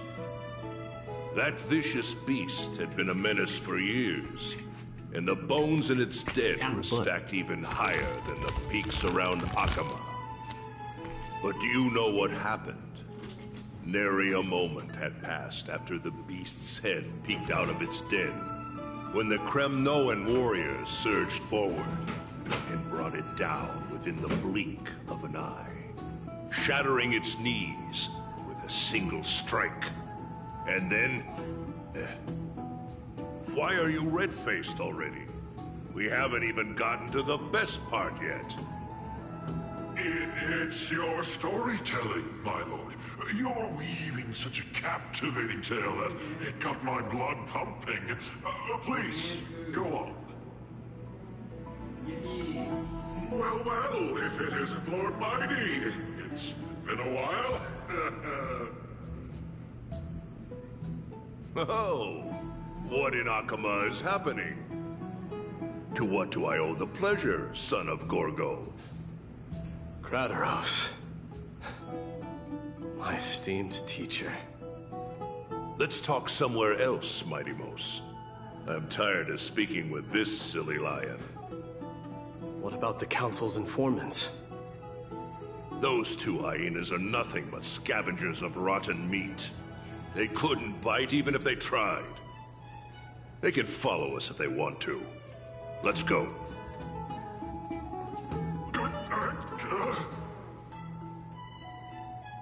Wait, so how in the world did Chrysius Leo get mounted on the wall? Keep up with us, you hyena. Oh, sorry. I meant officers. Hey, old man, how dare you? Calm down. Calm down.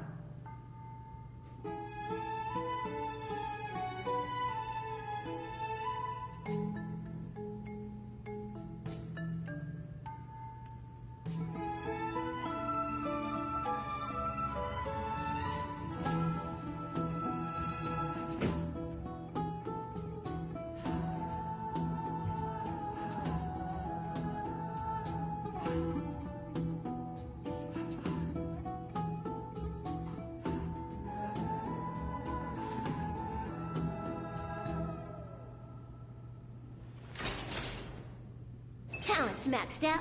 Firing on all cylinders.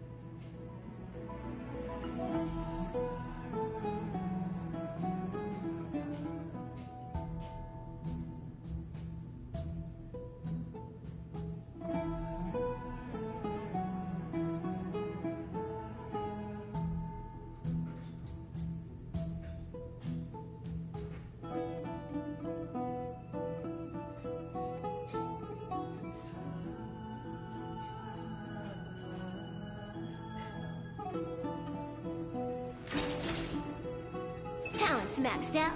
Firing on all cylinders.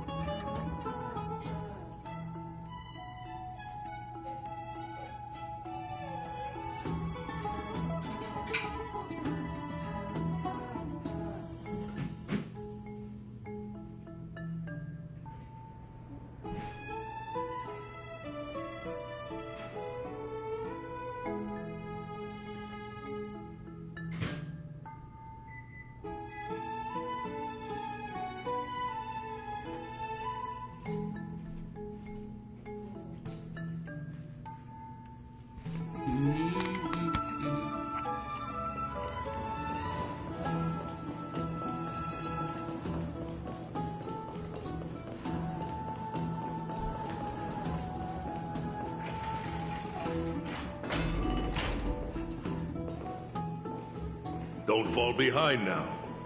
Unless you want to upset our friends. Don't you dare try any tricks with us. We're almost there.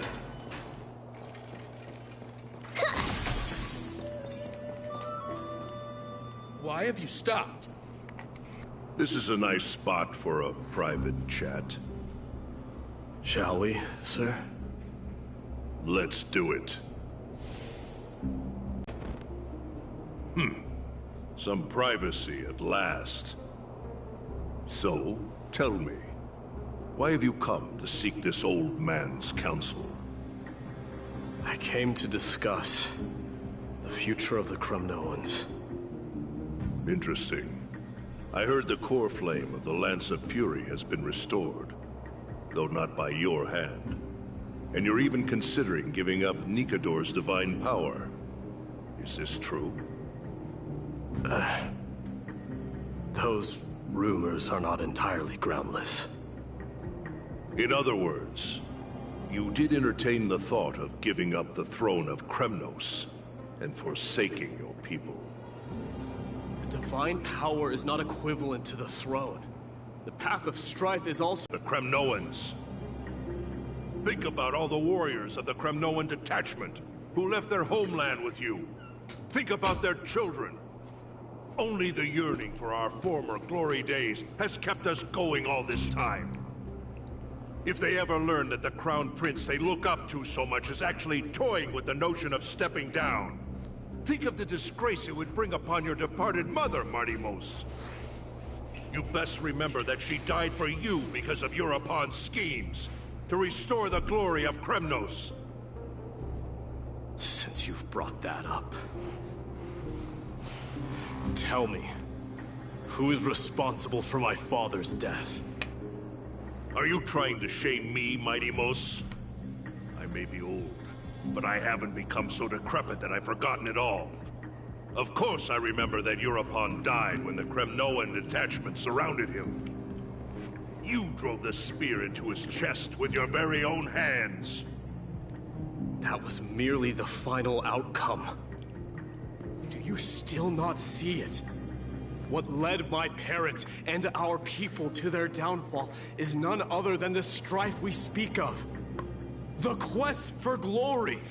The tenet of valorous death before glorious return. This is the creed of every Kremnoan, no matter whether these beliefs are justified or not. Don't be ridiculous. The only thing that could slay a king is a spear. Even an infant knows that much. I swore to your mother that I would guard your crown with my life. I never foresaw that the son of Gorgo himself would be the first to turn his back on the Kremnoan spirit. Gorgo. Your mother bore that name. The name of the great founder of Castrum Kremnos. And she upheld that name with honor. If you choose to turn your back on her legacy, like a wretched deserter, do not fault me for withholding my loyalty, Martimos. I came to discuss the future of our people with you. But it appears this is not the right time yet. Go, mighty. Yeah, that's what those Chrysos heirs call you, isn't it? Go down the path you have deemed correct. Deep down, you have always been one to do as you please. And I am well aware that no one could deter you once you've made up your mind. But don't you ever dream of renouncing the traditions of Kremnos. We may reside in Akama now, but we remain eternally bound to strife by blood. Bloodlines no longer hold any significance in this era of destruction. My young lord, always bear this in mind. Never reveal your vulnerabilities to anyone.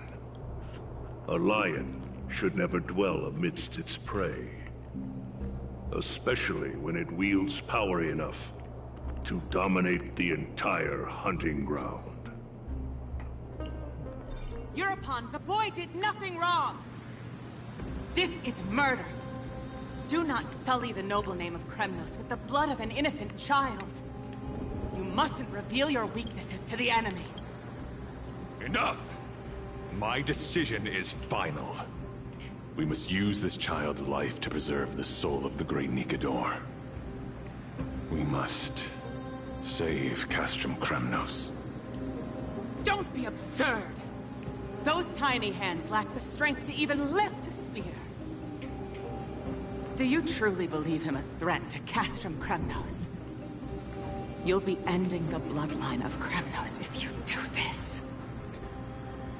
Our millennia-old glory will become nothing more than a joke. Have you forgotten that we Kremnoans place no value in bloodlines? It is through pure bloodshed and slaughter that the kings of Kremnos have ascended to the throne. As for our millennia-old glory, it has always been a joke in my eyes. Glorify it all you want, but it will not alter the nature of slaughter. Those who revel in it are but murderers. They are no more noble than the most monstrous beasts in Amphorius. Enough with your words!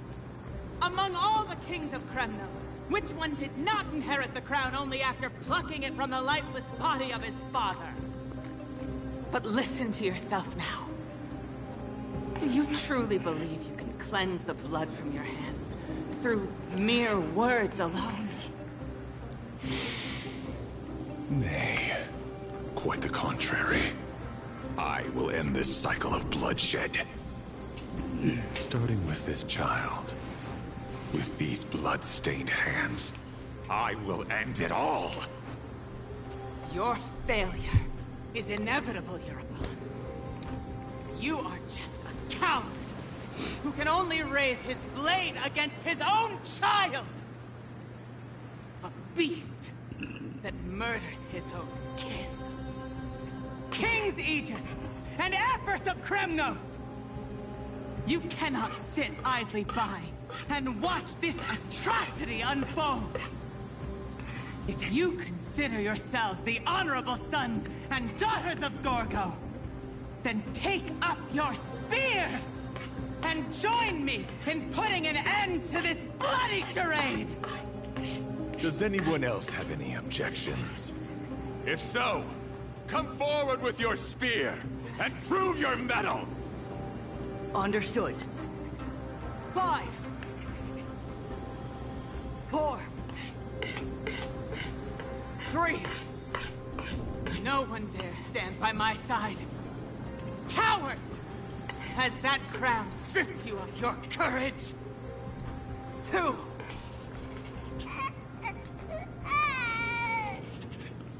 One. It appears there are no objections. Then, in accordance with the Kremnoan Council's principle of tacit consent, the decision is final. With all present as witnesses, this child shall descend into the Sea of Souls, where he will nourish the Lance of Fury and join the fallen heroes. May fate and the gods await your arrival. My son, Mighty-Mos. Stop! If you have more to say, then speak. On account of the life we have shared together, I grant you this one final chance. With the Blade of Fury above us and the Council bearing witness, I, Gorgo, hereby move to challenge the crown in accordance with the laws of Kremnos. O unworthy kid, in the name of the Council of Elders, I demand that you duel me! Very well. We shall see who the Kremnoan blade strikes down. Mighty-Mos, my son.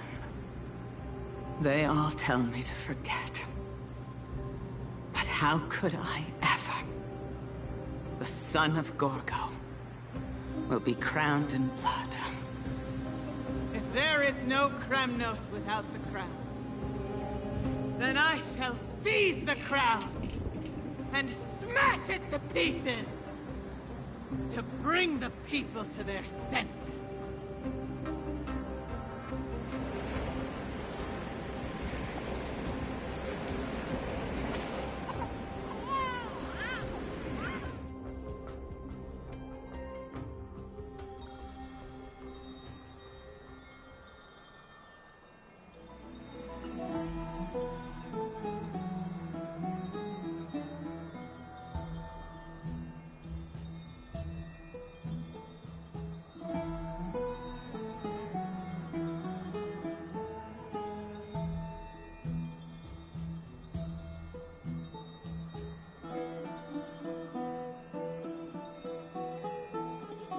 Mister, you're awake.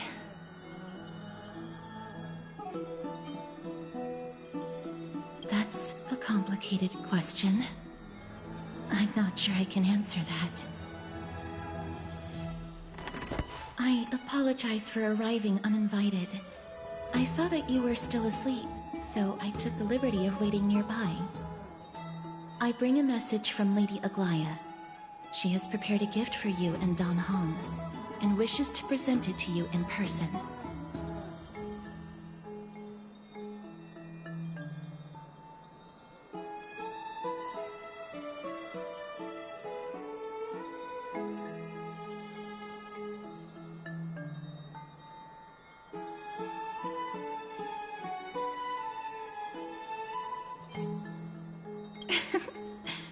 I'm glad you're in good spirits. All right, let's set off.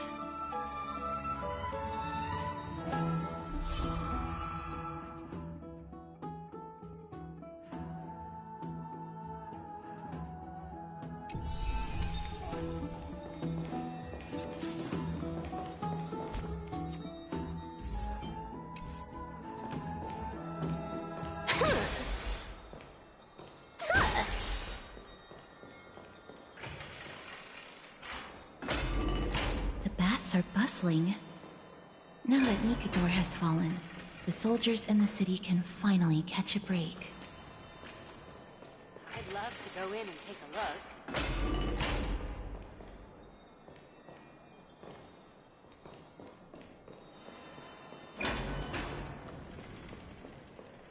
Have you heard? Seems like all... I don't know how long I'll be able to live like this.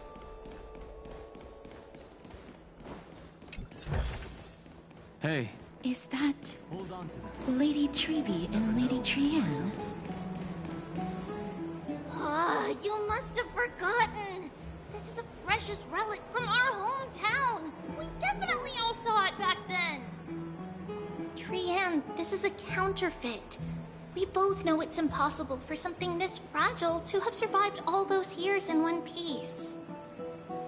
Nothing is impossible. We are fragile too, but we still got through those sad times. Ugh, look at that color, and how it glitters in the light. It's exactly as we remember it. Why won't you buy it? If someone else gets to it before us, we'll miss our chance forever. Calm down, Trianne. You need rest. Please, there's no need to fret. If you need more time to make a decision, I can put this aside for you until tomorrow. Or until you're ready? No, it's all right. Trianne is just... She'll come to her senses tomorrow. We'll be off first. Trianne is just... what? Trianne is super mad, that's what! You've forgotten all about Mama! Mama gave us something just like this before! Trianne...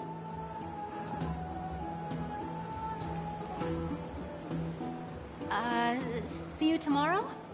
I hope you two patch things up soon. See you tomorrow.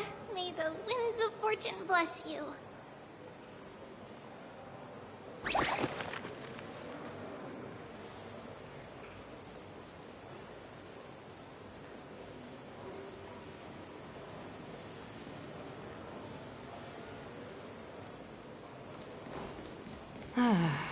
It's so hard to understand what they're thinking sometimes.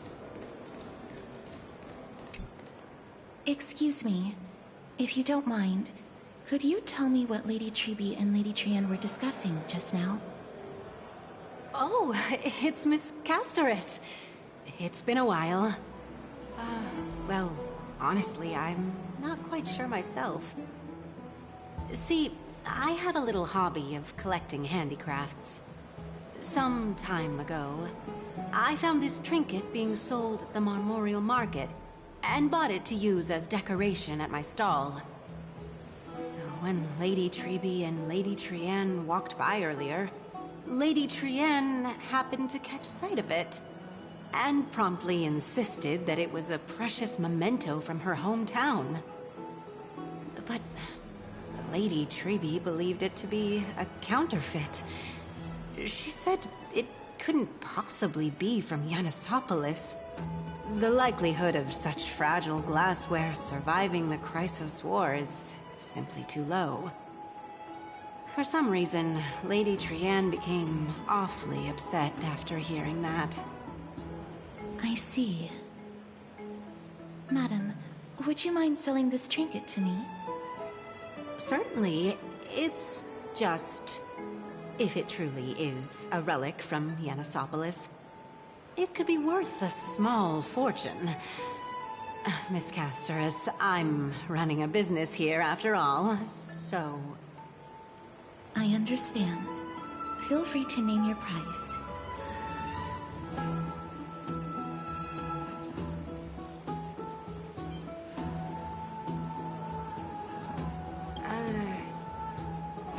I suppose I can sell it to you at cost as a sign of goodwill, Miss Castoris.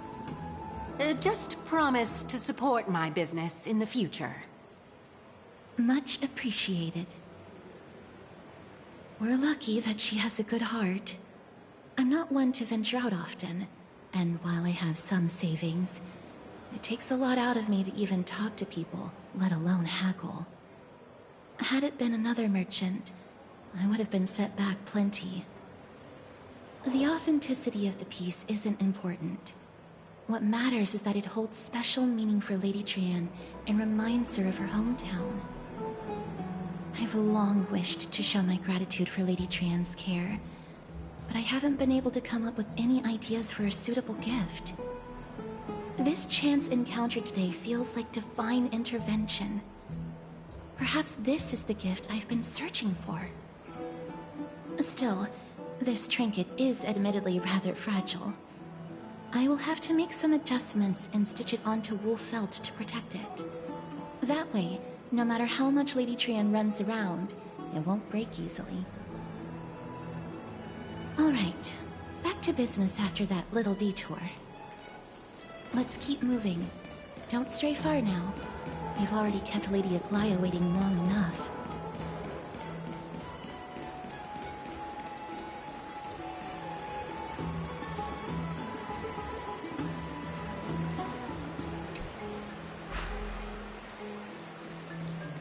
Thank you for the food you give us, great Xerxes.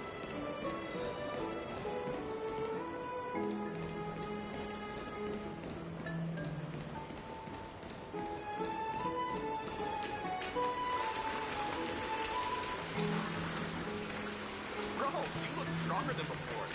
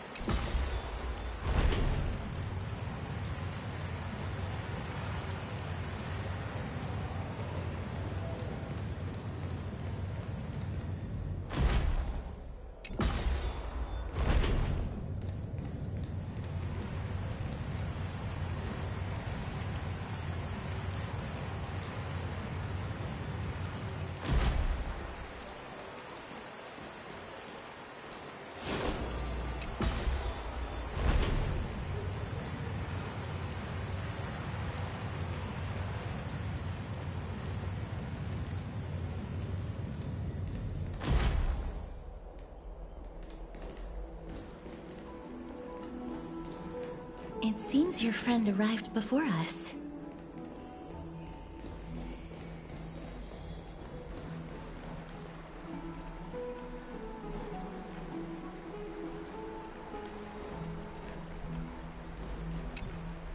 Ah, you're finally here.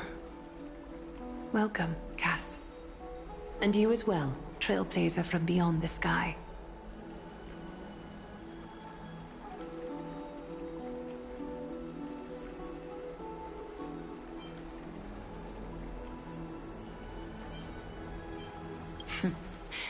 Your companion here kindly explained the meaning behind the name to me earlier.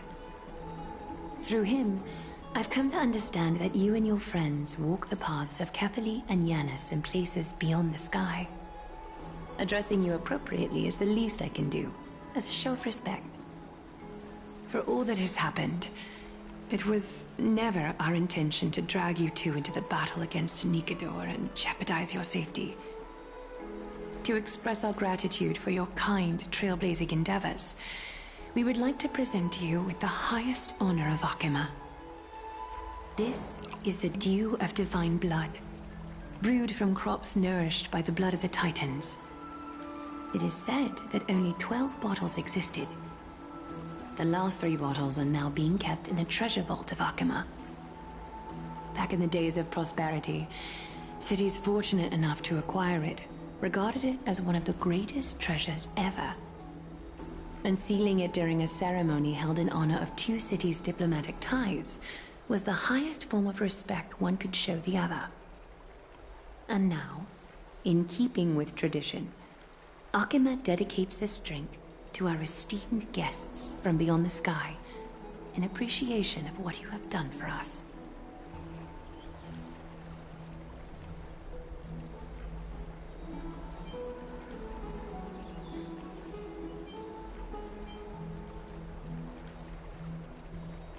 The Express has house rules about drinking, and even I'm not exempt to them. This precious gift isn't simply a token of gratitude, though, is it, Lady Aglaya? Very perceptive, Mr. Dunhung. Your heroic deeds have proven that you come in good faith. With the Dew of Divine Blood as testament, we wish to forge an alliance with the Trailblazers. With all due respect, won't forging an alliance with the Chrysos heirs embroil us in the conflicts within Akima? I'm sure you can understand where our misgivings come from, Lady Aglaya. Having said that, Lady Aglaya, please don't misunderstand. We will still do what we can to assist you in the Flame Chase journey. It's just... I've heard of the friction between the Chrysos heirs and the Council of Akima. As outsiders, we are wary of getting caught up in this conflict. Wow!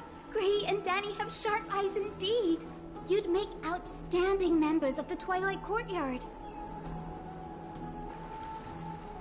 No need to worry, by the way. I can tell from Lady Aglaya's tone of voice and micro-expressions that she's being genuine.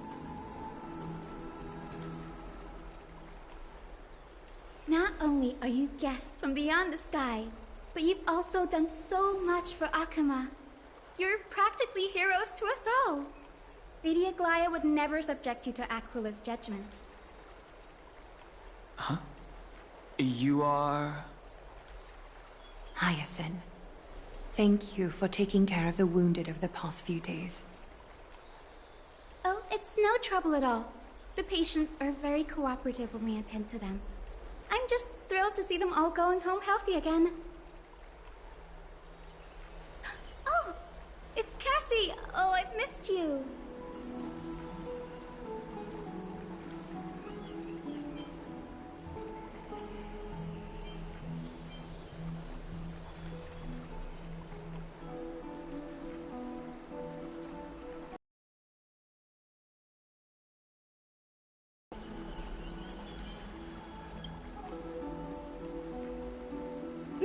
Aren't they just the cutest nicknames? This girl, she's a natural at making friends.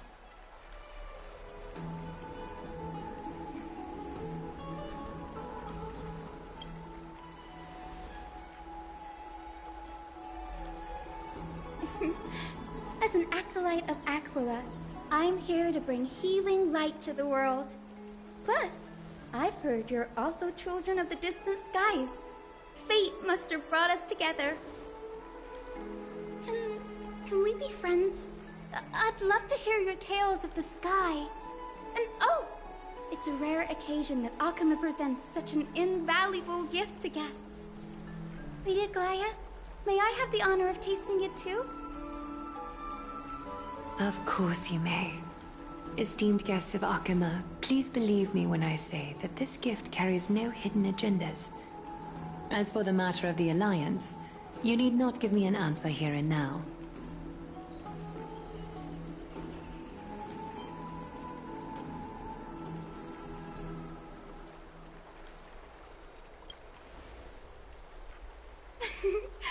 You're mistaken.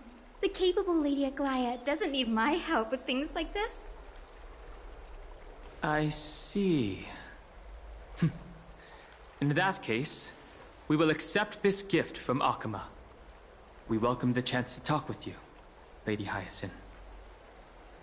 Oh, yay! Then I'll get started on my questionnaire. Pardon the question, but I've been meaning to ask this for a while. Micro-expressions, tone of voice, questionnaires. Are these all part of the usual skill set for Aquila's priests? Allow me to do the honors.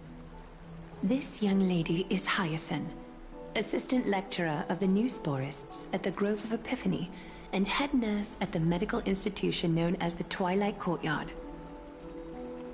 Many of the Chrysos heirs suffered injuries during Mikador's attack on Akama, so the Grove sent Lady Hyacinth to treat the wounded in Akama. But what I'm really good at is helping people sort out what ails their mind and spirit. If you're ever feeling troubled, come find me. A little sunbathing in the courtyard will chase all your worries away. So you're a therapist. Thank you.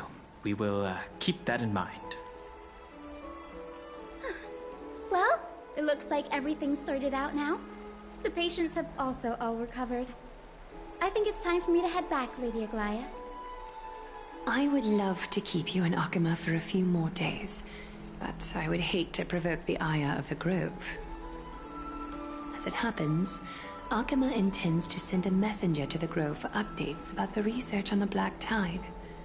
We also want to communicate our desire to discuss the retrieval of Circe's core flame at the earliest convenience. Oh, that sounds pretty serious. Lady Aglaya, you can't be asking me to... No need to fret. We won't put you on the spot. Trian will be going there as the diplomatic messenger of Akama, and Castras will be accompanying her. I happen to have a few questions for Professor Anaxa as well, regarding the missing Titan Thanatos. Since this involves Akama's diplomatic affairs, we'll give you some privacy.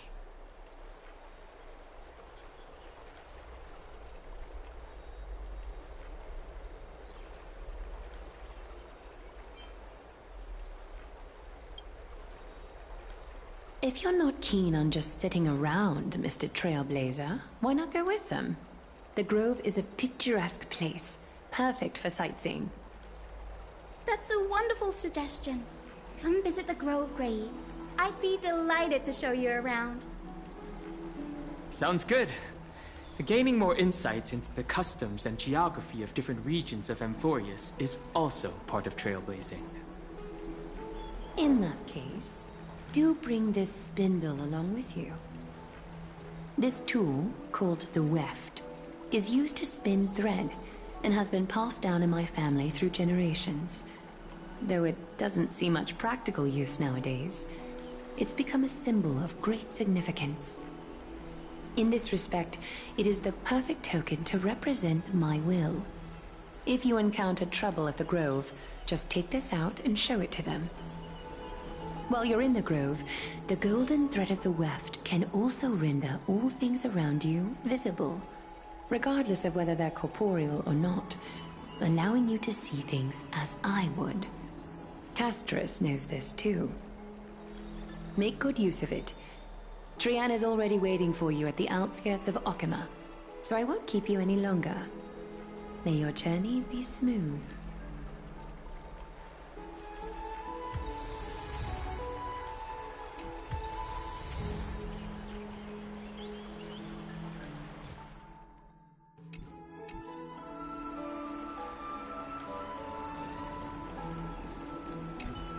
I'm glad to be in your company again, mister.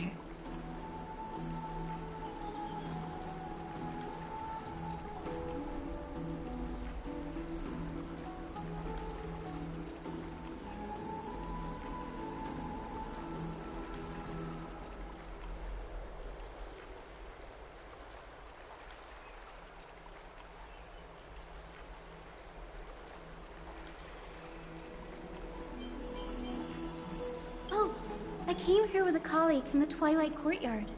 I've asked her to pack her luggage in advance, so she's already waiting for us by the city gates. Let's go meet up with her.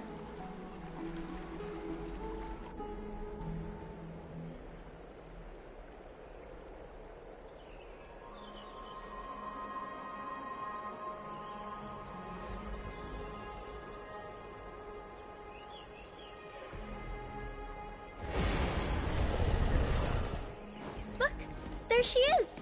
And Lady Trian. But who's that they're looking at? Did something happen, Clementine? Oh, that's a serious injury. Miss Hyacinth, this man was discovered by Trian! Trian was in a bad mood this morning, so we went to the outskirts of Okima for some fresh air. But then we found him collapsed on the roadside. Trian knows the city has good doctors, so Trian brought our new friend into the city to look for a doctor. I was waiting here for Miss Hyacinth when I bumped into Lady Trian. But by then, this man was already in critical condition, so I had to perform some emergency treatment first. These wounds, they're caused by the Black Tide. This is bad. Clementine, prepare a ward for this man at once. I'll treat him myself. It's a miracle he's still alive, considering how badly the Black Tide injured him. Gray, Cassie, and Trian, would you mind making your way to the grove first? Once this man is out of danger, Clementine and I will join you. As a healer, I cannot ignore those in need of medical attention. I understand. May fate have mercy on this poor man. Trian believes he'll get better. Everybody, follow Trian! Fly, fly, fly away from Okima!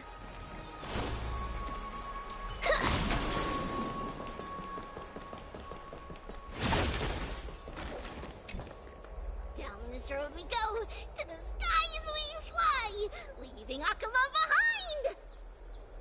Little Cass, Little Gray, are you ready?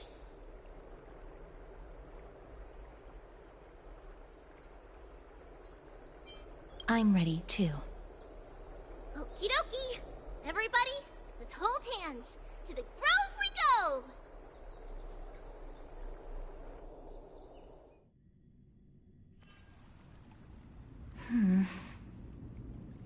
It's harder than I thought to sew gemstones onto Wolfeld. Cass, memmy, memmy, mem. Memmy, mem, mem, mem. Mem wants to try sewing.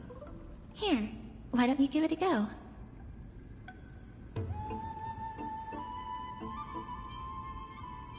Memmy, mem, mem, memmy, mem.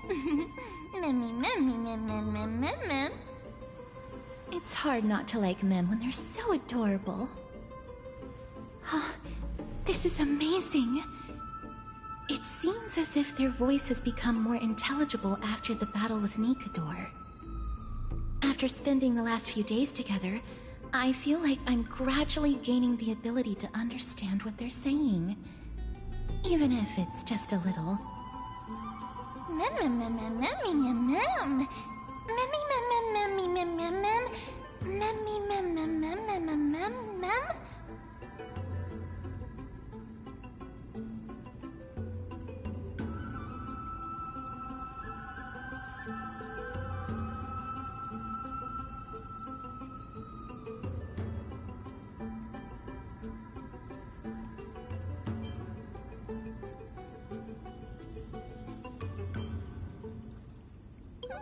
Memmy mem.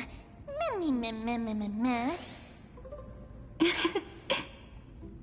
Memmy mem mem mem. Memmy mem. Memmy mem mem mem mem mem memmy mem. Memmy memmy mem. Mem mem mem mem mem mem mem. Ah, memmy mem mem. Mem mem mem mem mem mem mem mem mem.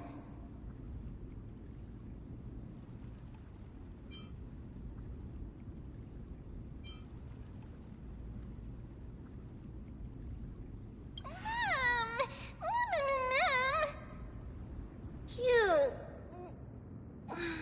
Is everybody awake? Little Gray, little Cass, and a little pink puppy? Puppy? Memmy mem mem mem mem mem. Memmy mem mem mem memmy mem mem mem memmy. It's already action hour. Lady Trian, I hope you're well rested. What did Trian say? Something like, Mommy, doll with sword, let's fight together. We'll be brave. Ugh, it's so embarrassing. Please don't make fun of Trian. Of course not. Wasn't Lady Trian's mother also the Holy Maiden of Yanisopolis? Uh-huh. Mama was the strongest Holy Maiden in all of our history. She also gave us the prophecy of deliverance. And she had red hair that looked like a cute red... Remember what Mama looked like anymore. Not even in the dream just now. Memmy mem. Memmy mem mem mem memmy mem mem.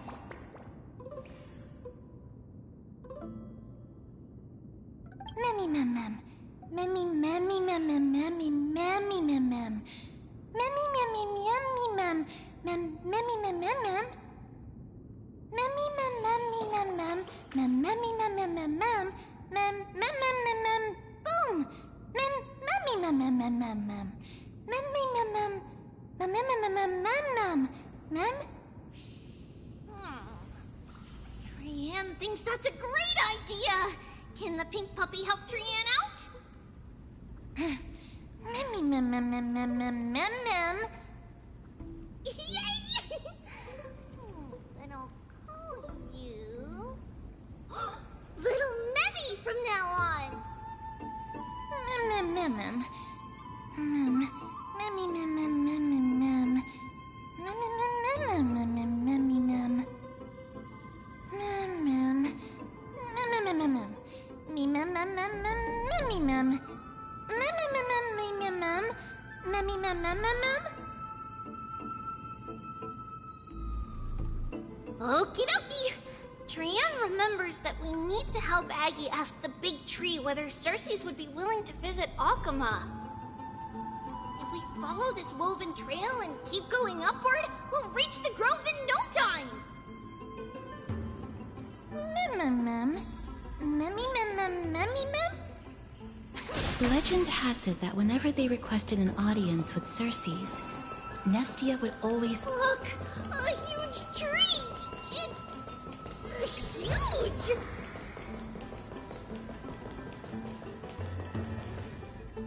Mem. Memmy mem mem mem. Mem mem. Mem mem mem mem mem mem mem.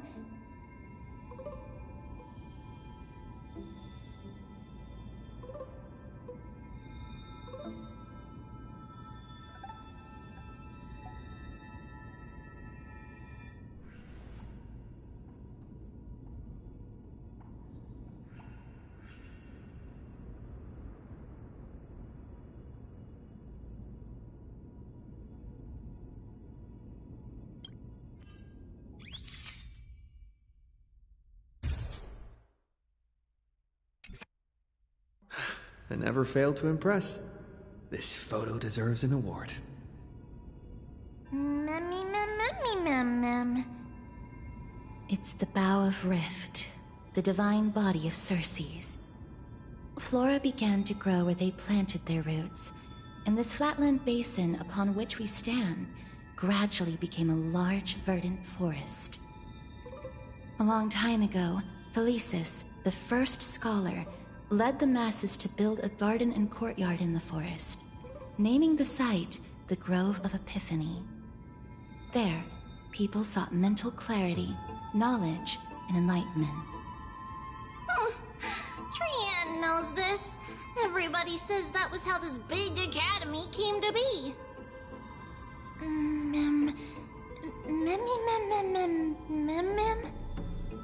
Something feels off. The Grove has always welcomed scholars. So too would Circe's give us her delicate leaves and extend her branches in greeting. Yet, it seems both the Grove's messengers and the Titan are indifferent to our arrival.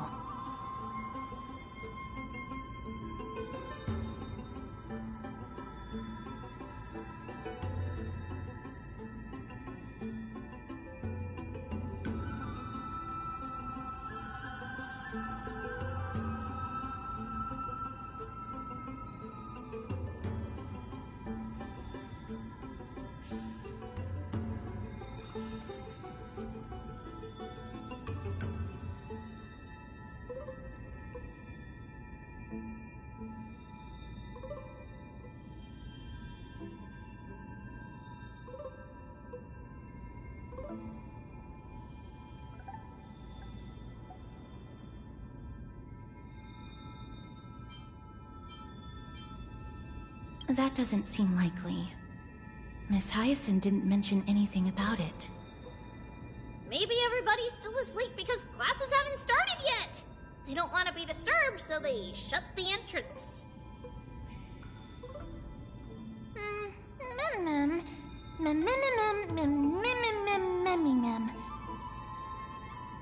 This place is too quiet. What in the world is going on?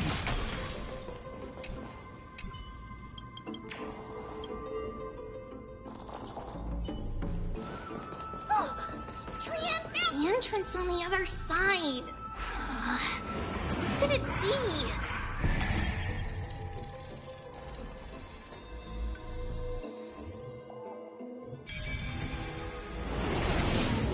Henry's eyes are so sharp. I knew you would find it. The courtyard of Storgi should be just ahead of us.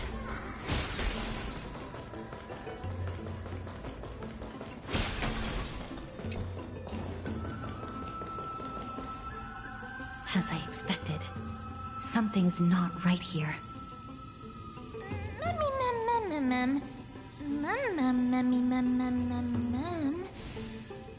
Not to mention that this whole place is also eerily quiet.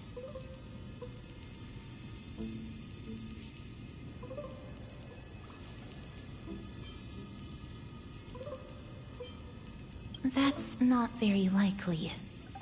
As far as I can recall, the voices of people engaged in debate echoed throughout the Grove at all hours of the day. Hello? Is anyone there? Huh, no one's here.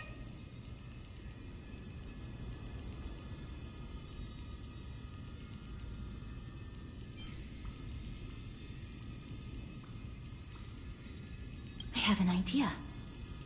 Lady Trian, could you lend me that golden spindle? Do you remember? Lady Aglaia said this. While you're in the Grove, the golden thread of the weft can also render all things around you visible, regardless of whether they're corporeal or not.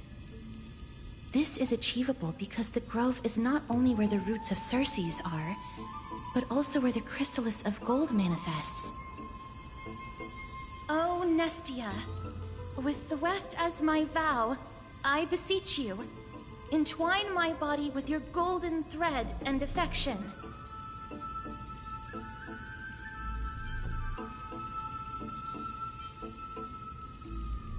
Well, these lines are documented in the Handbook of Nestia's Priests.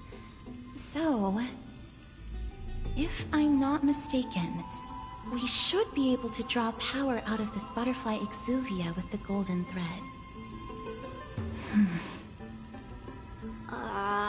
There isn't a reaction. Did it not work?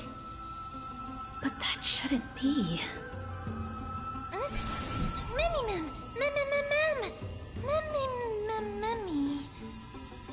Is that a white dryad?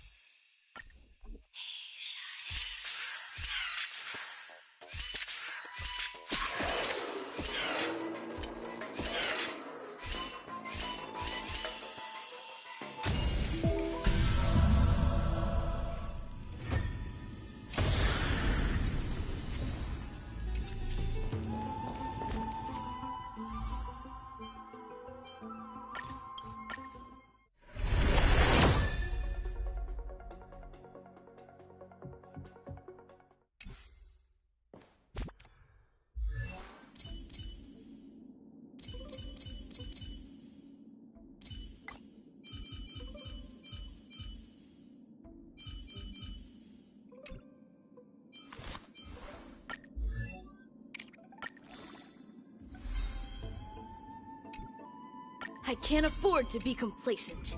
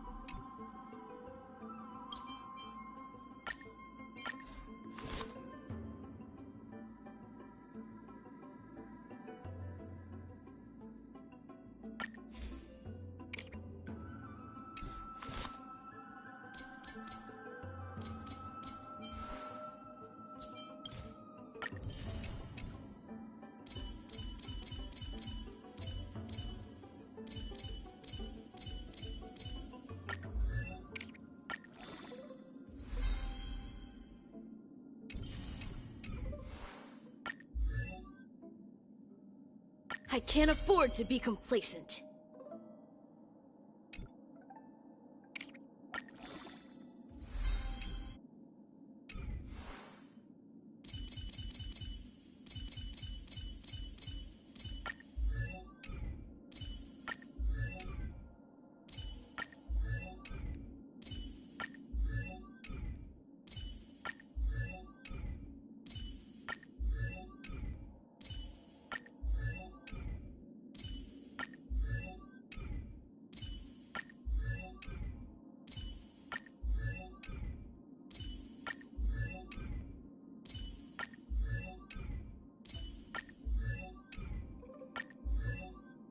Feeling good.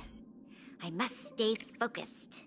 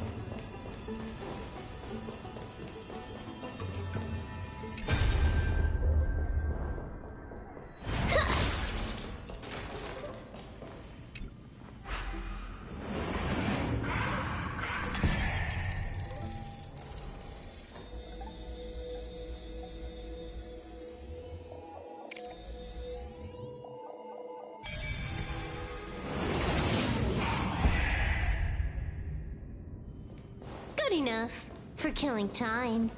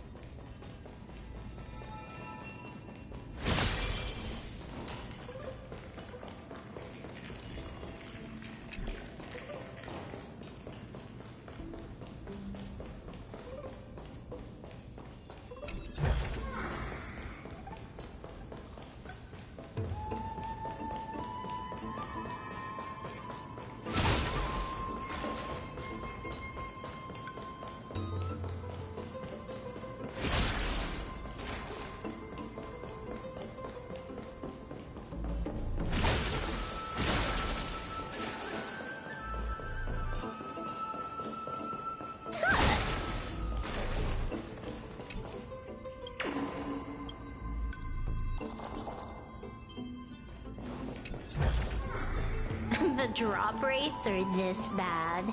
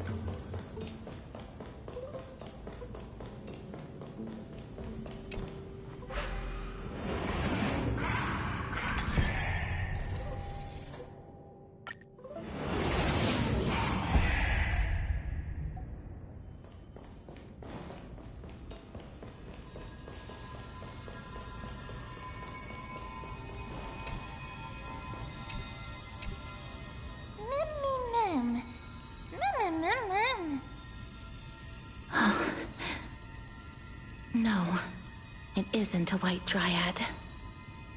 It is the shadow of a dead white dryad. Dead, Mim? Shadow? Strictly speaking, these white dryads are still plants.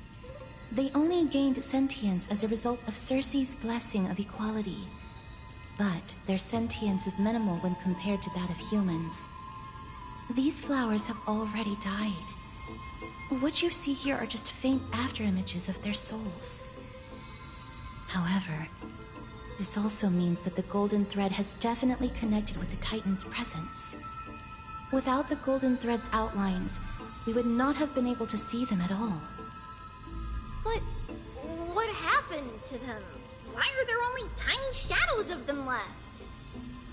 Mem, can you read their memories? Let me try. Mem.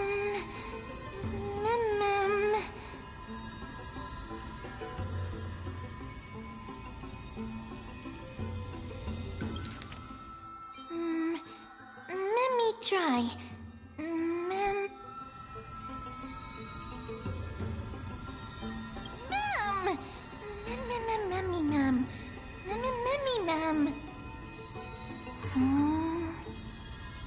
Black cloak,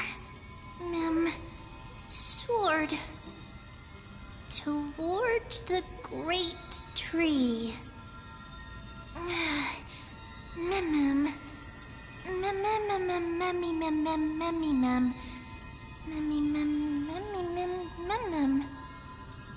I have a bad feeling about this. The deathly fog of Thanatos is fast approaching. Oh! Trian will be on high alert!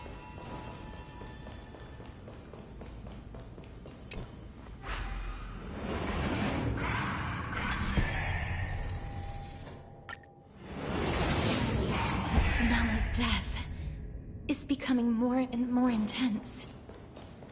There, on the steps.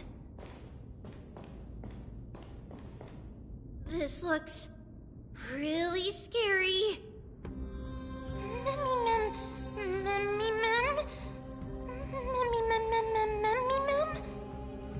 No, it's neither of those. This is a creation of the Black Tide. Such creatures are formed when living beings are corrupted and turned into deformed hollow husks of their former selves. Everybody, stay alert. Regardless of what has happened to the Grove, the fact that we're seeing the remains of a Black Tide creation here definitely doesn't bode well. Should we inform Aggie about this? Mem!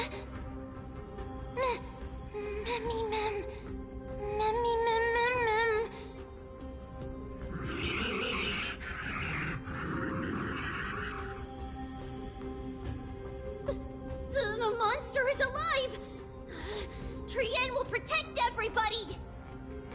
Trian, please hide behind us. Mister, let's do this.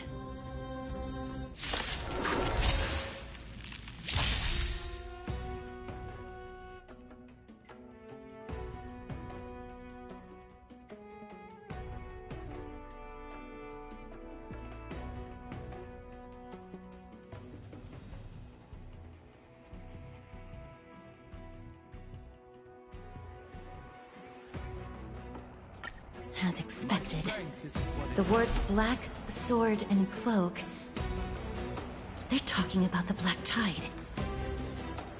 Earth shatters, heaven trembles! Time to unwind. Unlimited firepower! Troublemaker? I'd like to be one too. Stars favor us. Best of luck! An explosive start!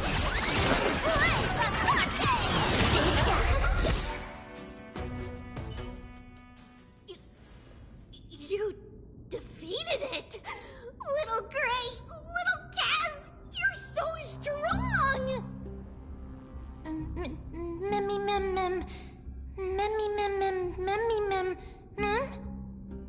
To think the Black Tide has spread this quickly to the Grove despite its remote location. I'm afraid a world where strife has fallen is far more dangerous than we ever imagined. Oh no! Does this mean that Akuma is also in danger? Looking at this mess, it seems the scholars at least succeeded in fending off the first wave of attacks. But at what price?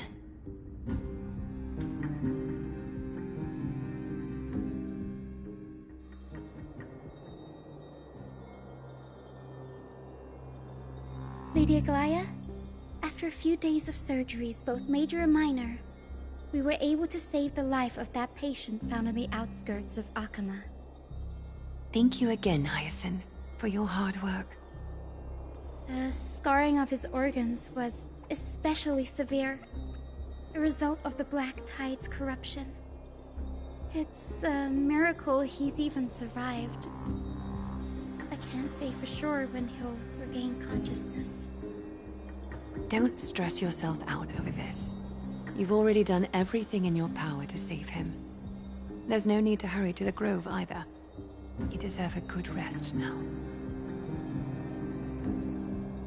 Tribi, I have some things to tell you as well. There's something strange about where that patient came from. He is not Akumen. The way the stitches on his clothes are hidden is quite unique.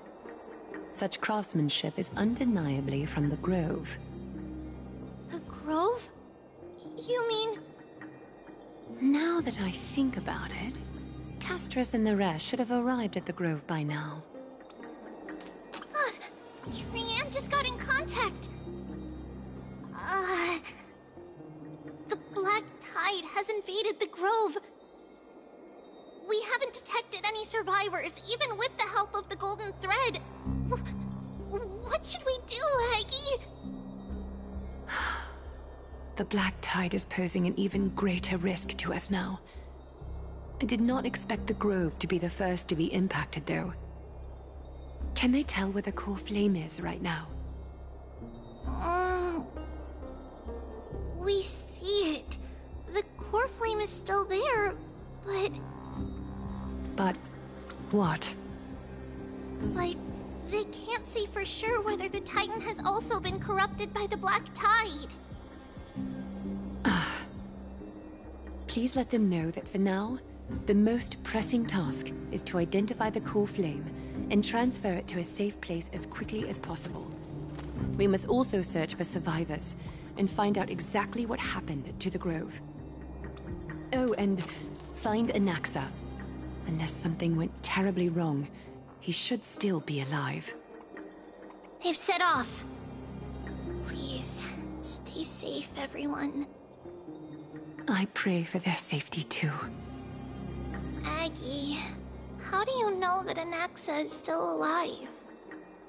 I know that man all too well. If that blasphemous performer knew that he was not long for this world, he would most certainly try to seize the core flame and drag the Titan down with him. Is this a joke as well? No, I'm being serious this time.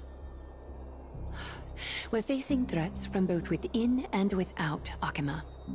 The merciless carnage may have ceased, but Akuma's nemesis continues to sharpen their blades even now.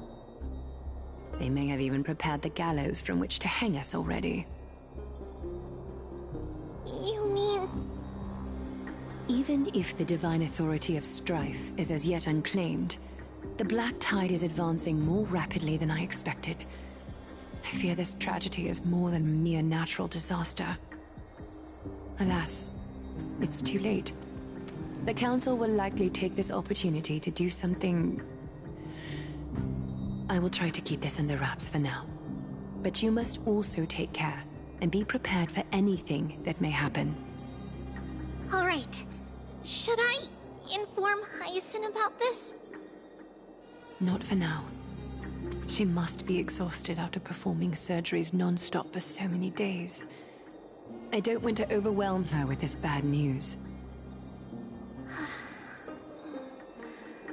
We can only hope that the Grove weathers this crisis with as many survivors as possible.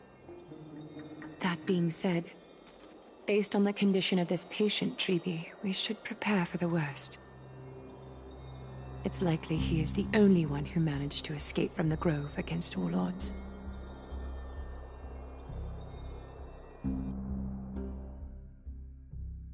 Everything will be fine. The people at the Grove are really smart. They'll definitely be able to chase away the Black Tide.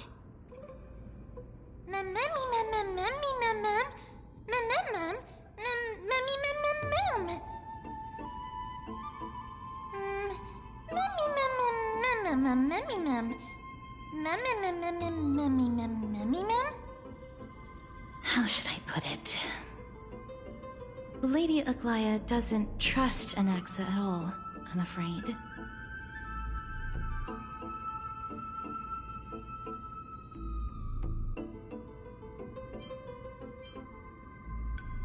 Despite being a Chrysosaur, Anaxa resolutely believes that Titans and prophecies are a load of nonsense. During our regular citizens' assemblies, he always votes to oppose the Flame Chase journey.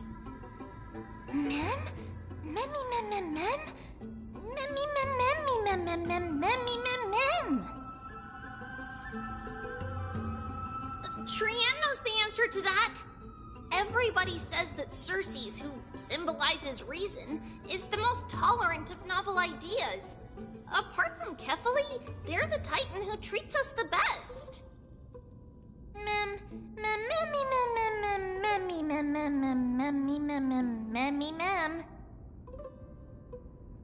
Yes, that is how we formed an agreement with these Titans who bear no harm toward humanity.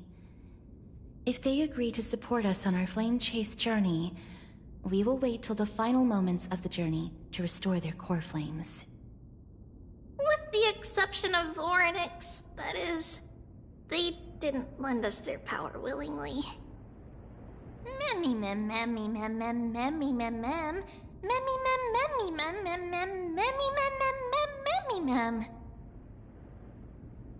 That is true. It's also fortunate that these gods weren't corrupted by the Black Tide and did not descend into madness. Trian believes Circes will be alright. After all, everybody says that the people of the Grove are really smart. So, Little Gray and Little Cass, just leave the task of finding Anaxa and everyone else to Trian. It's easy for Trian to look for people because we can fly. Good idea. In that case, please bring the weft along with you, Lady Trian. The golden thread will be much more effective from up above. Trouble, remember to call for Trian, okay? We'll come right over and open the gate for you. That's the other thing I wish to mention. Do not open the gate. Okay. We will keep that in mind. Trian was just trying to help. Of course, we know that. After all, Lady Trian is a demigod, the most powerful among all of us here. Remember all those brave heroes in the tales you've heard? They would always save their strength until the very last moment. That way, they could ensure that nothing went wrong with their plans. Isn't that right? Mm-hmm. In that case, brave Trian shall clear the way for all of you. Memmy mem memmy mem mem. Memmy mem mem mem. Memmy mem mem mem mem mem mem. Mem mem mem.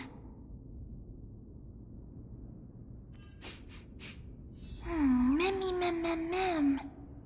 So many monsters. Memmy mem mem memmy mem. Memmy mem.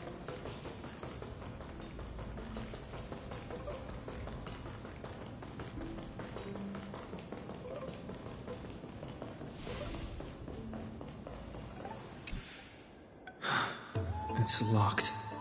I can't open it. It was probably sealed in order to ward off the Black Tide.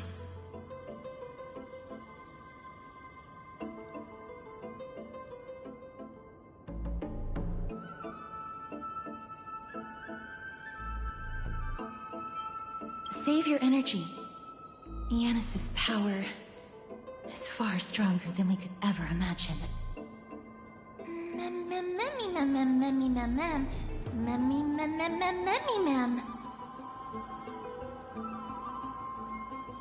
Are you serious? Just a mere door, and your first instinct is to call on the gods? Before you try unlocking the door, perhaps you should first find a way to clear the fog that clouds your vision.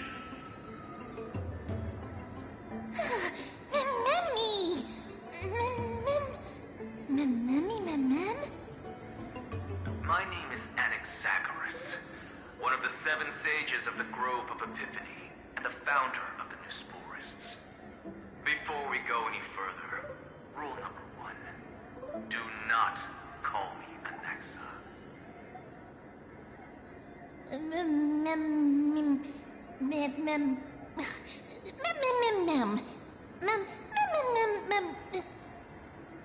Rule number 2. Never interrupt me. Silence is golden.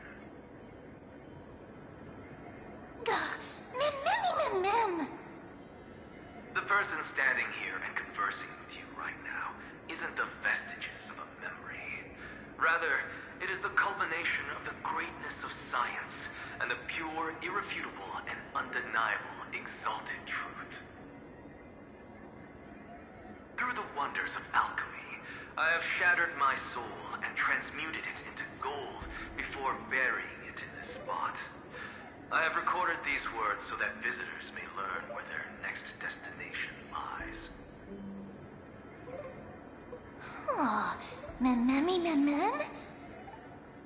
Nothing is impossible. Having said that, alchemy is not omnipotent. Each time you hear from me, an equivalent part of my soul is being consumed as the price. In other words, this voice isn't created out of thin air.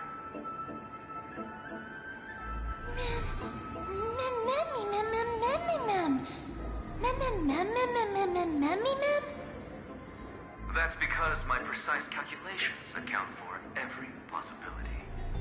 I also know that you have already discovered the cause of the calamity at the Grove, the Black Tide, and that you mistakenly believe that the scholars have been wiped.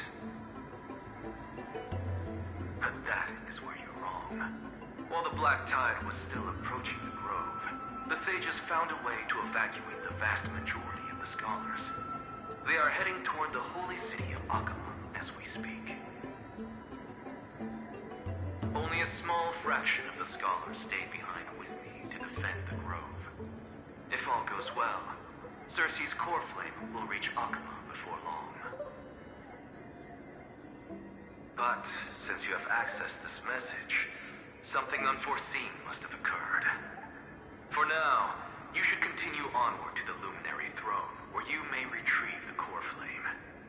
And our mortal remains. And now, the objective is complete. That is all.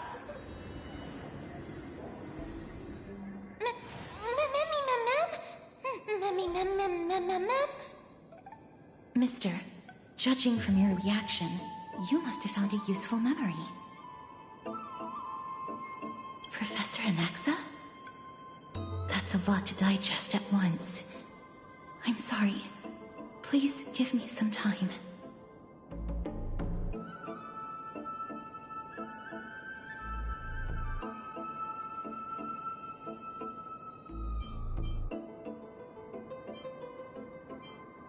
You don't have to take that too seriously.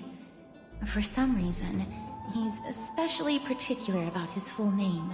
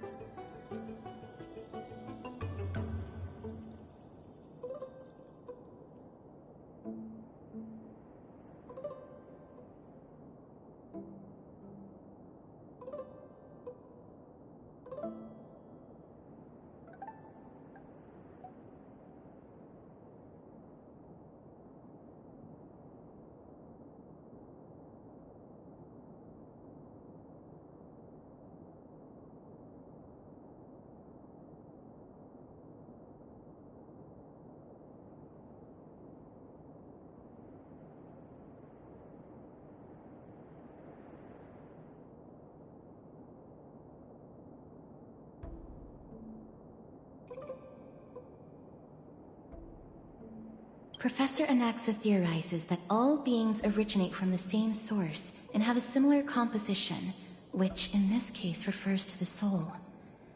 He calls this theory Nesporism.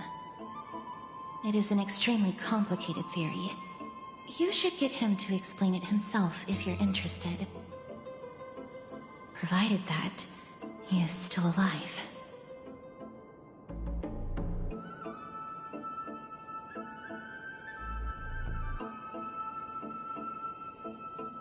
Yes, that seems like the only good news so far. We can just focus on retrieving the core flame then.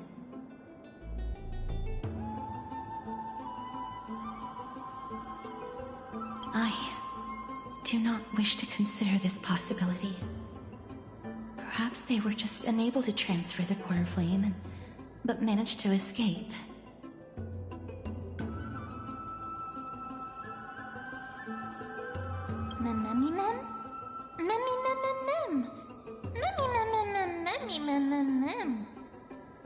It is located at the top of the giant tree, and is where Circe's core flame is kept. According to Anaxa, the core flame should still be there. But making our way there won't be as simple as the professor made it sound.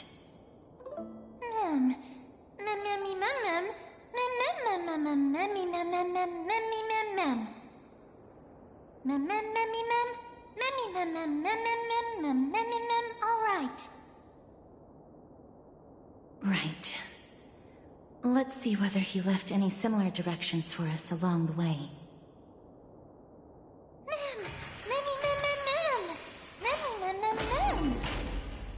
Alchemy is truly incredible.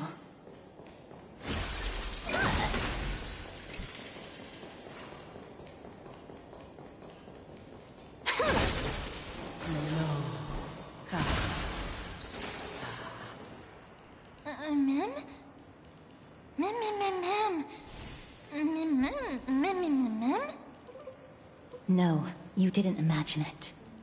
I heard it as well. I'm afraid that someone's probably nearby, as we are unable to ascertain whether they are friend or foe.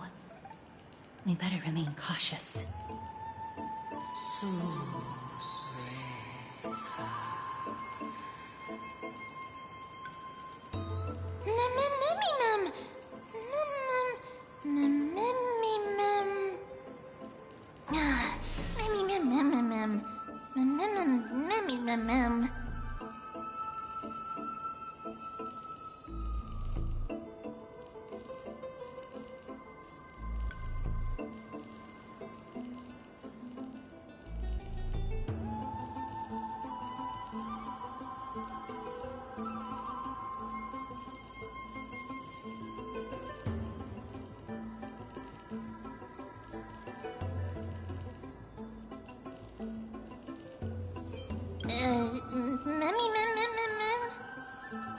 Found it. The voice is coming from over there.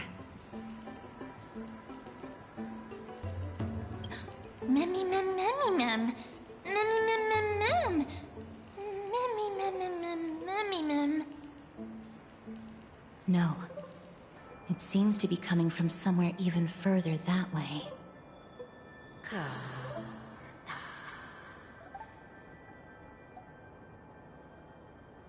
Let's go check it out.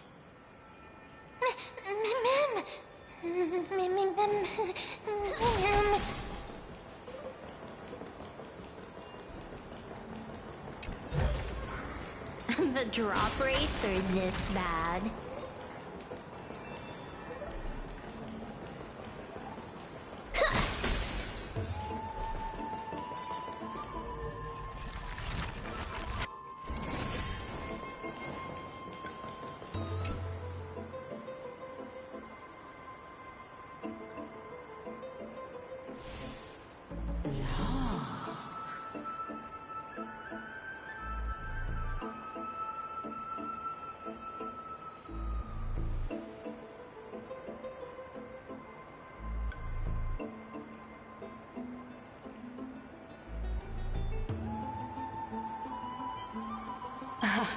Regardless of what you do, a stone won't be able to speak. Mim! Such a lively little bunny. You even smell a little familiar.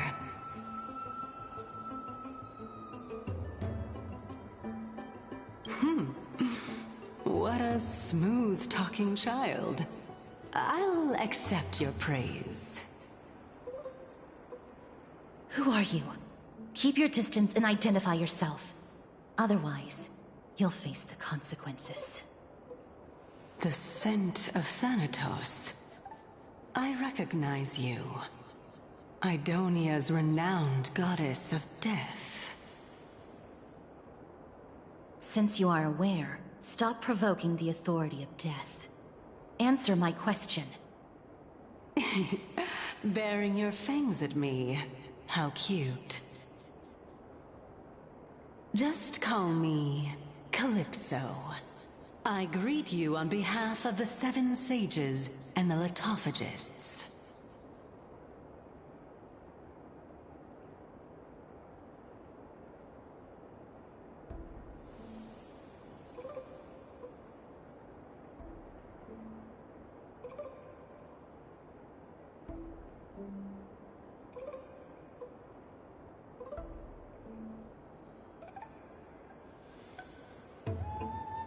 Of course not. Just ask the fair lady beside you. She'll definitely know the reason why.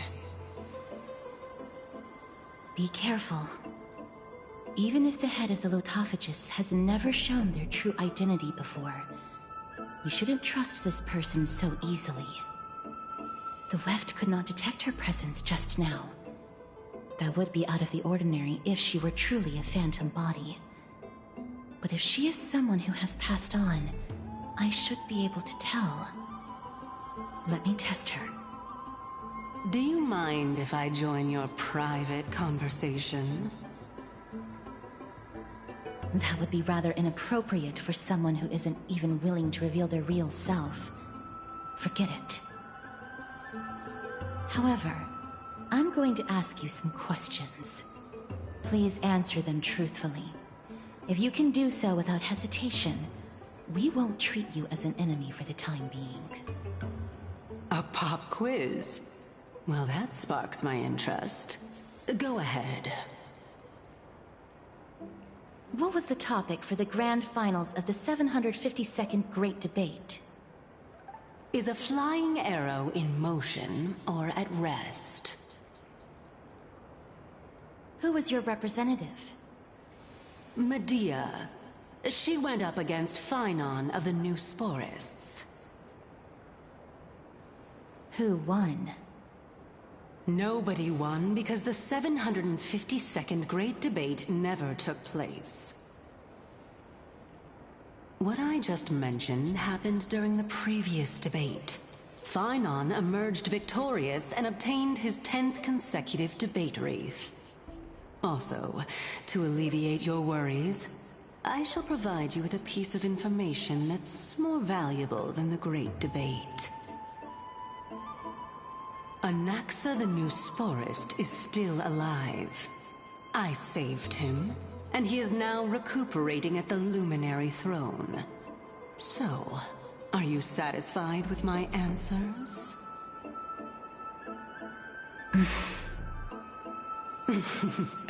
This dumbfounded expression of yours is much more adorable and likable than the previous one. As the saying goes, seeing is believing. Why don't you follow me to the throne and take a look for yourself? I'll keep my eyes on you at all times. Oh, that's truly an honor.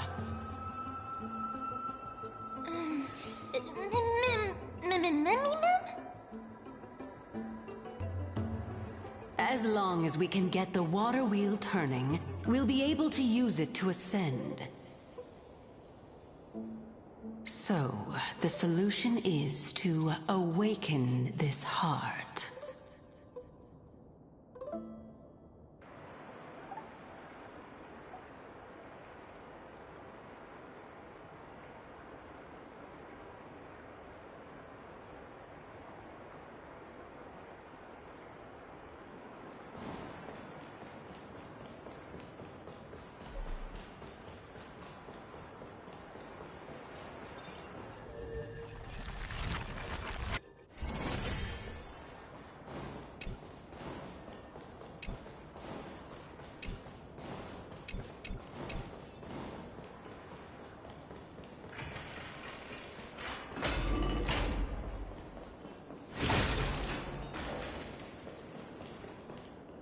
Let's have some fun!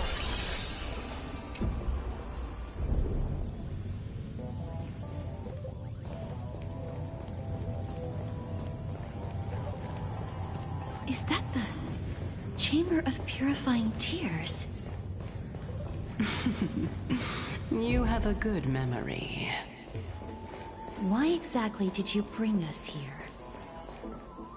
My intention should be obvious. See that shallow pond over there? Water lilies grow there. Initially, Circes watered them with their tears, while Nestia nurtured them with affectionate love.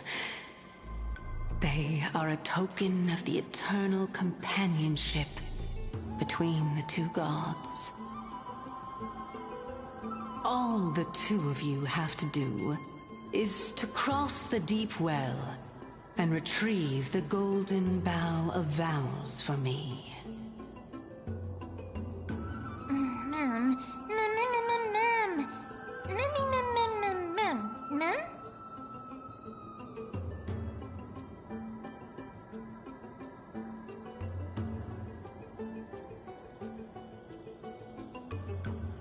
Indeed.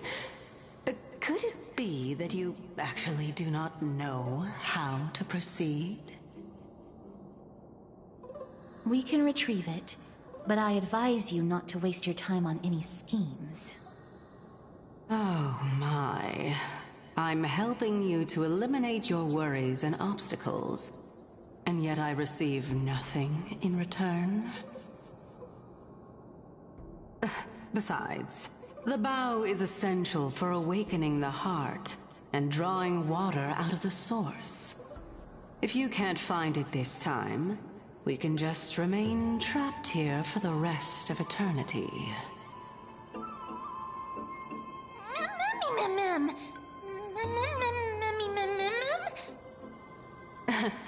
You're overthinking things.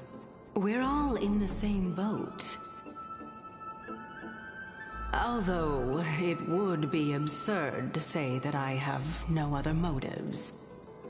Since you've brought it up, I might as well take this chance to explain.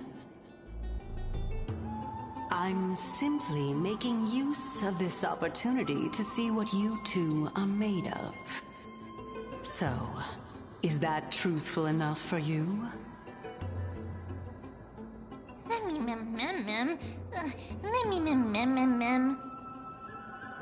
Now is not the time for me to elaborate further. So, please proceed. As a student of Anaxa, equivalent exchange should be something that you are familiar with. I cannot deny that. Mister, since our interests are aligned right now, it's better for us to do as she says. Besides, she knows about my past. Even though I'm not able to elaborate much, I can tell you that she has reasons to fear me. If you unfortunately turn out to be her ultimate target, please don't worry. I will promptly intervene.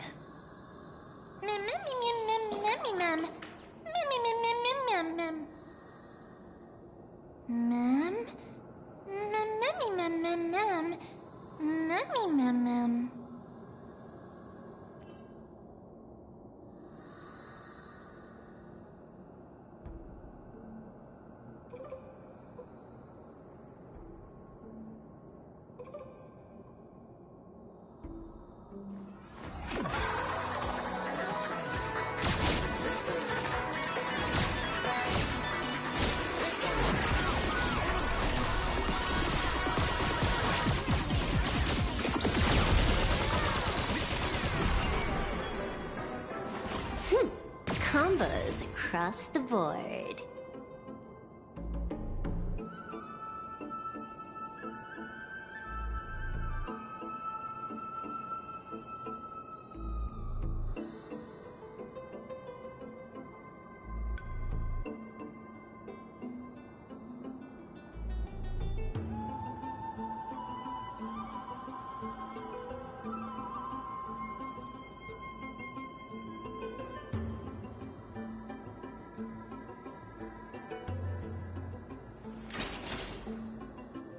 Belts maxed out. Firing on all cylinders.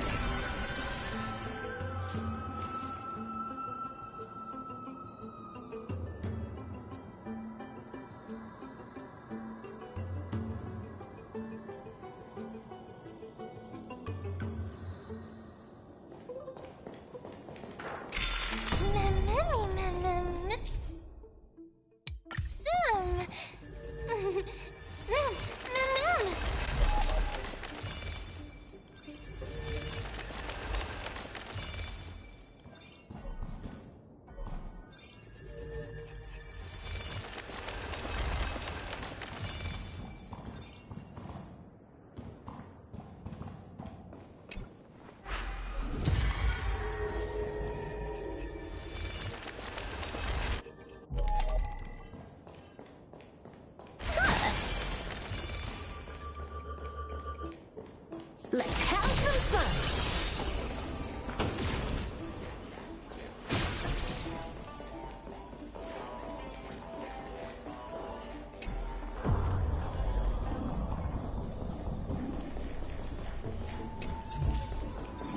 The drop rates are this bad.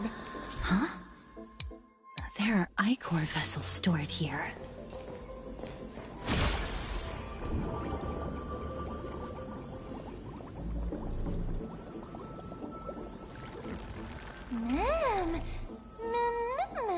Flowers, ma'am. Firing up.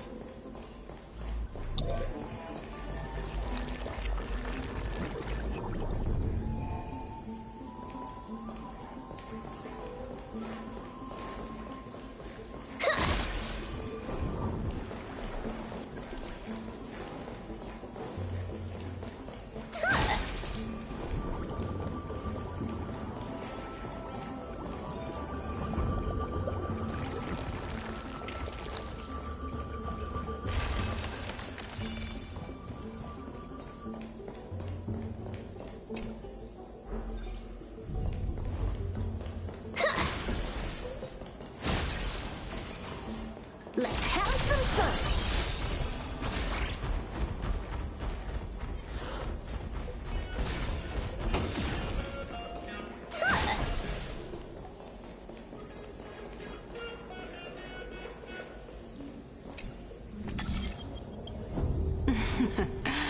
How smart.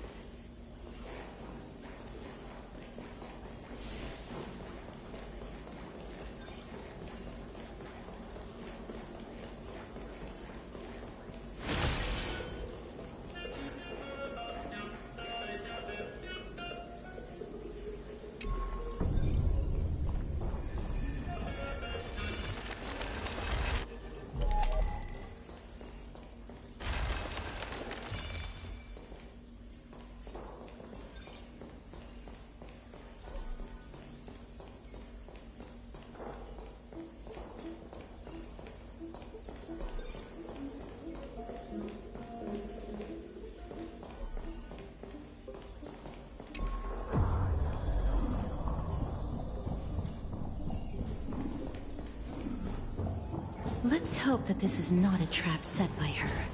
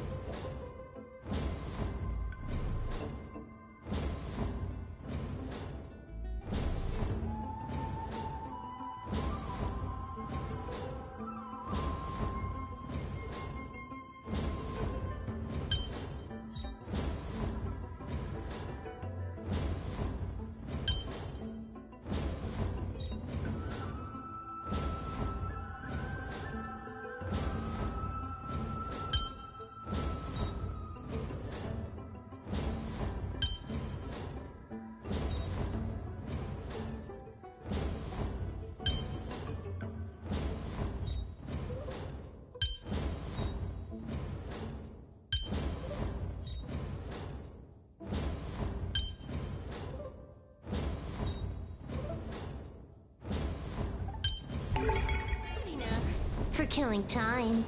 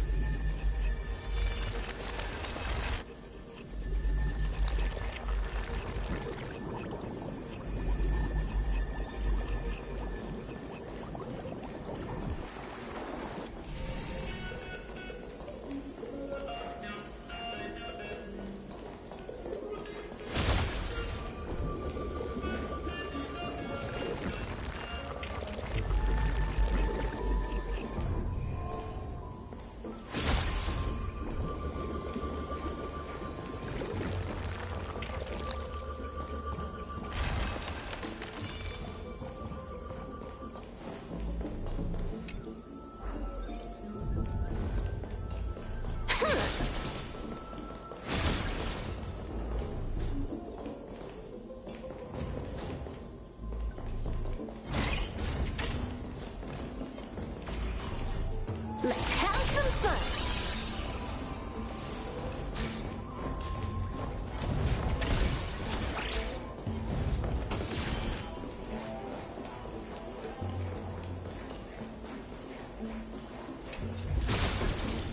The drop rates are this bad.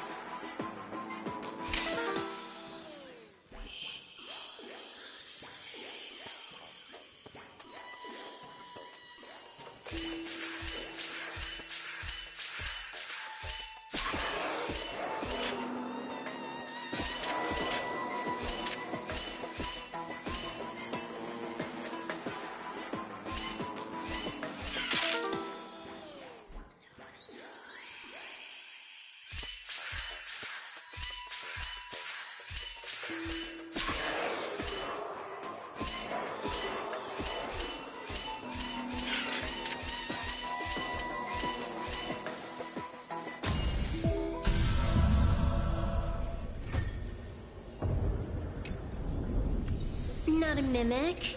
Not interested.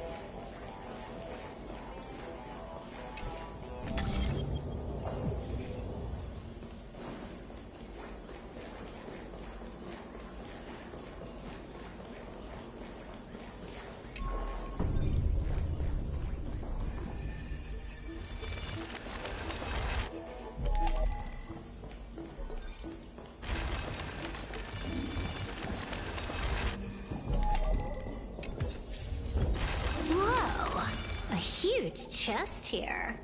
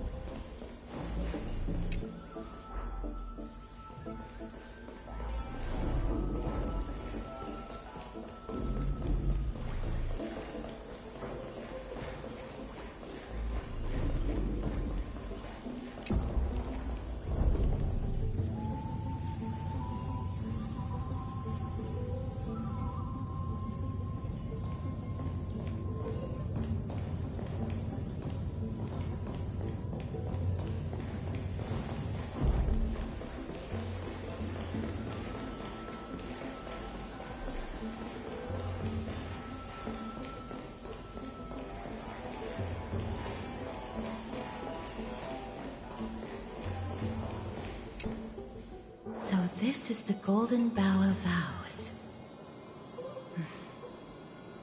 I hope that the Titan will not take their anger out on us.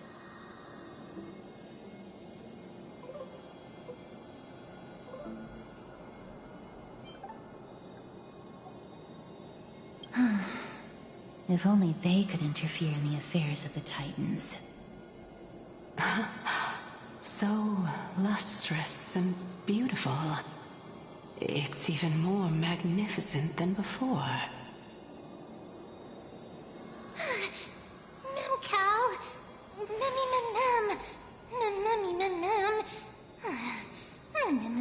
Mem. Understood. My apologies, Pink Bunny. Memmy bunny, mem? Is this the legendary Golden Bough of Vows? We'll know once we test it. There's a secret passageway behind the pond. It's faster if we take that path. How do you know this place so well? Well, I'm one of the 7 sages after all.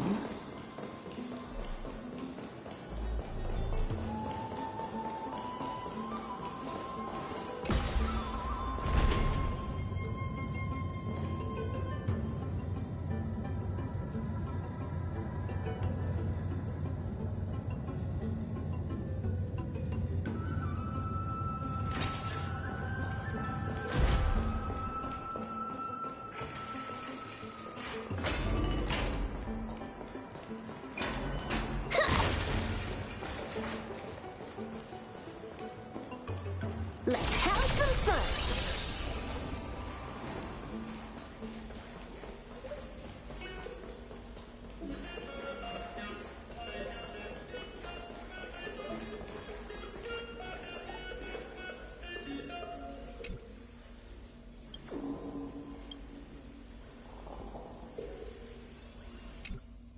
We're here.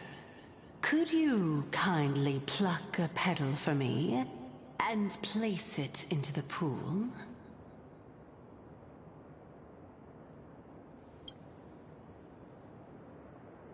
Now, can our little goddess perform that again?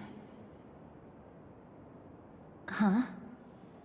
That being the oath of Nestia's priests. Right. Got it. Oh, Nestia. With the weft as my vow, I beseech you, entwine my body with your golden thread and affection.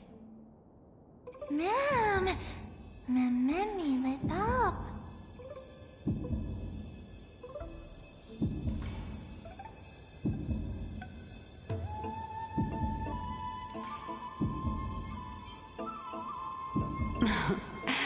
It's just an ancient promise between the Titan and humans. So, what do you think? It really is the Golden Bough of Vows. And I did not set any traps for you, right? That is... indeed true. You look like a sad, lost puppy. Even if this is indeed a scheme to get you to lower your guard, you don't have any other choice but to play along, do you?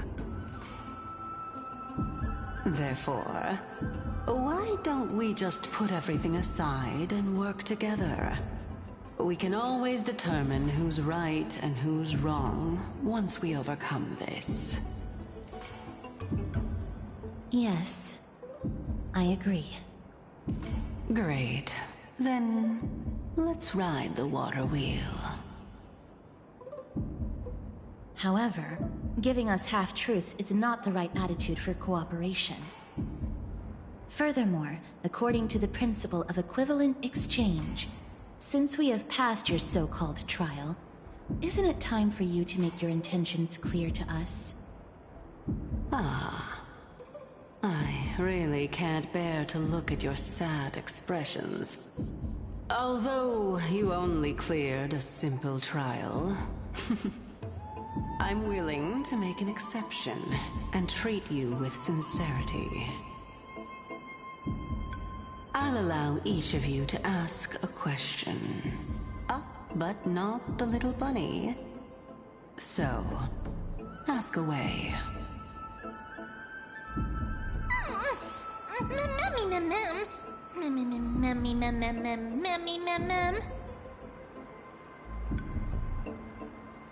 Well, in that case, mister, please go ahead.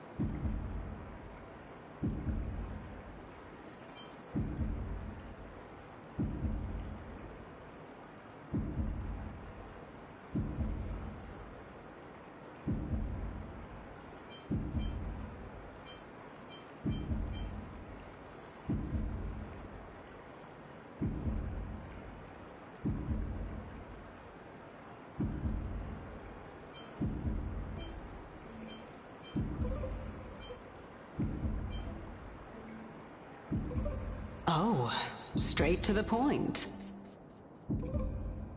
The Titans have cast a net over this place because of the Black Tide. If we want to escape, I'll require your help to reclaim my true form. Well, it's your turn now, little goddess of death.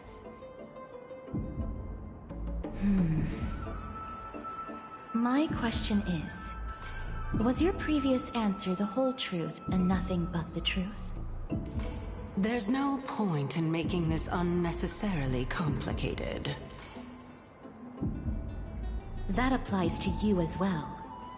However, we do not harbor any hostility.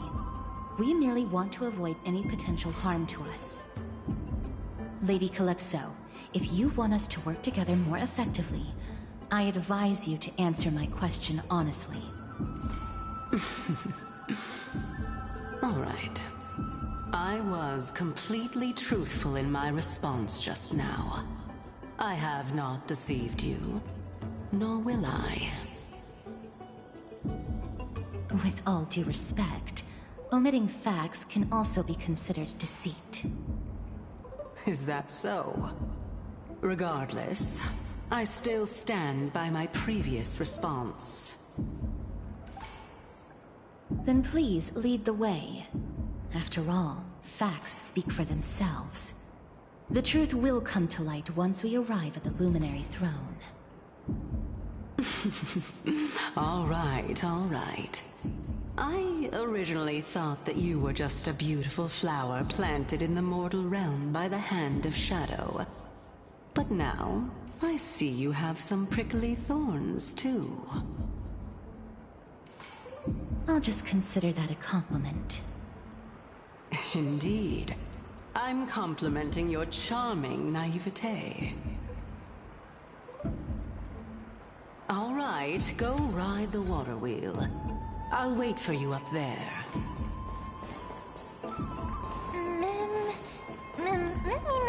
Mem.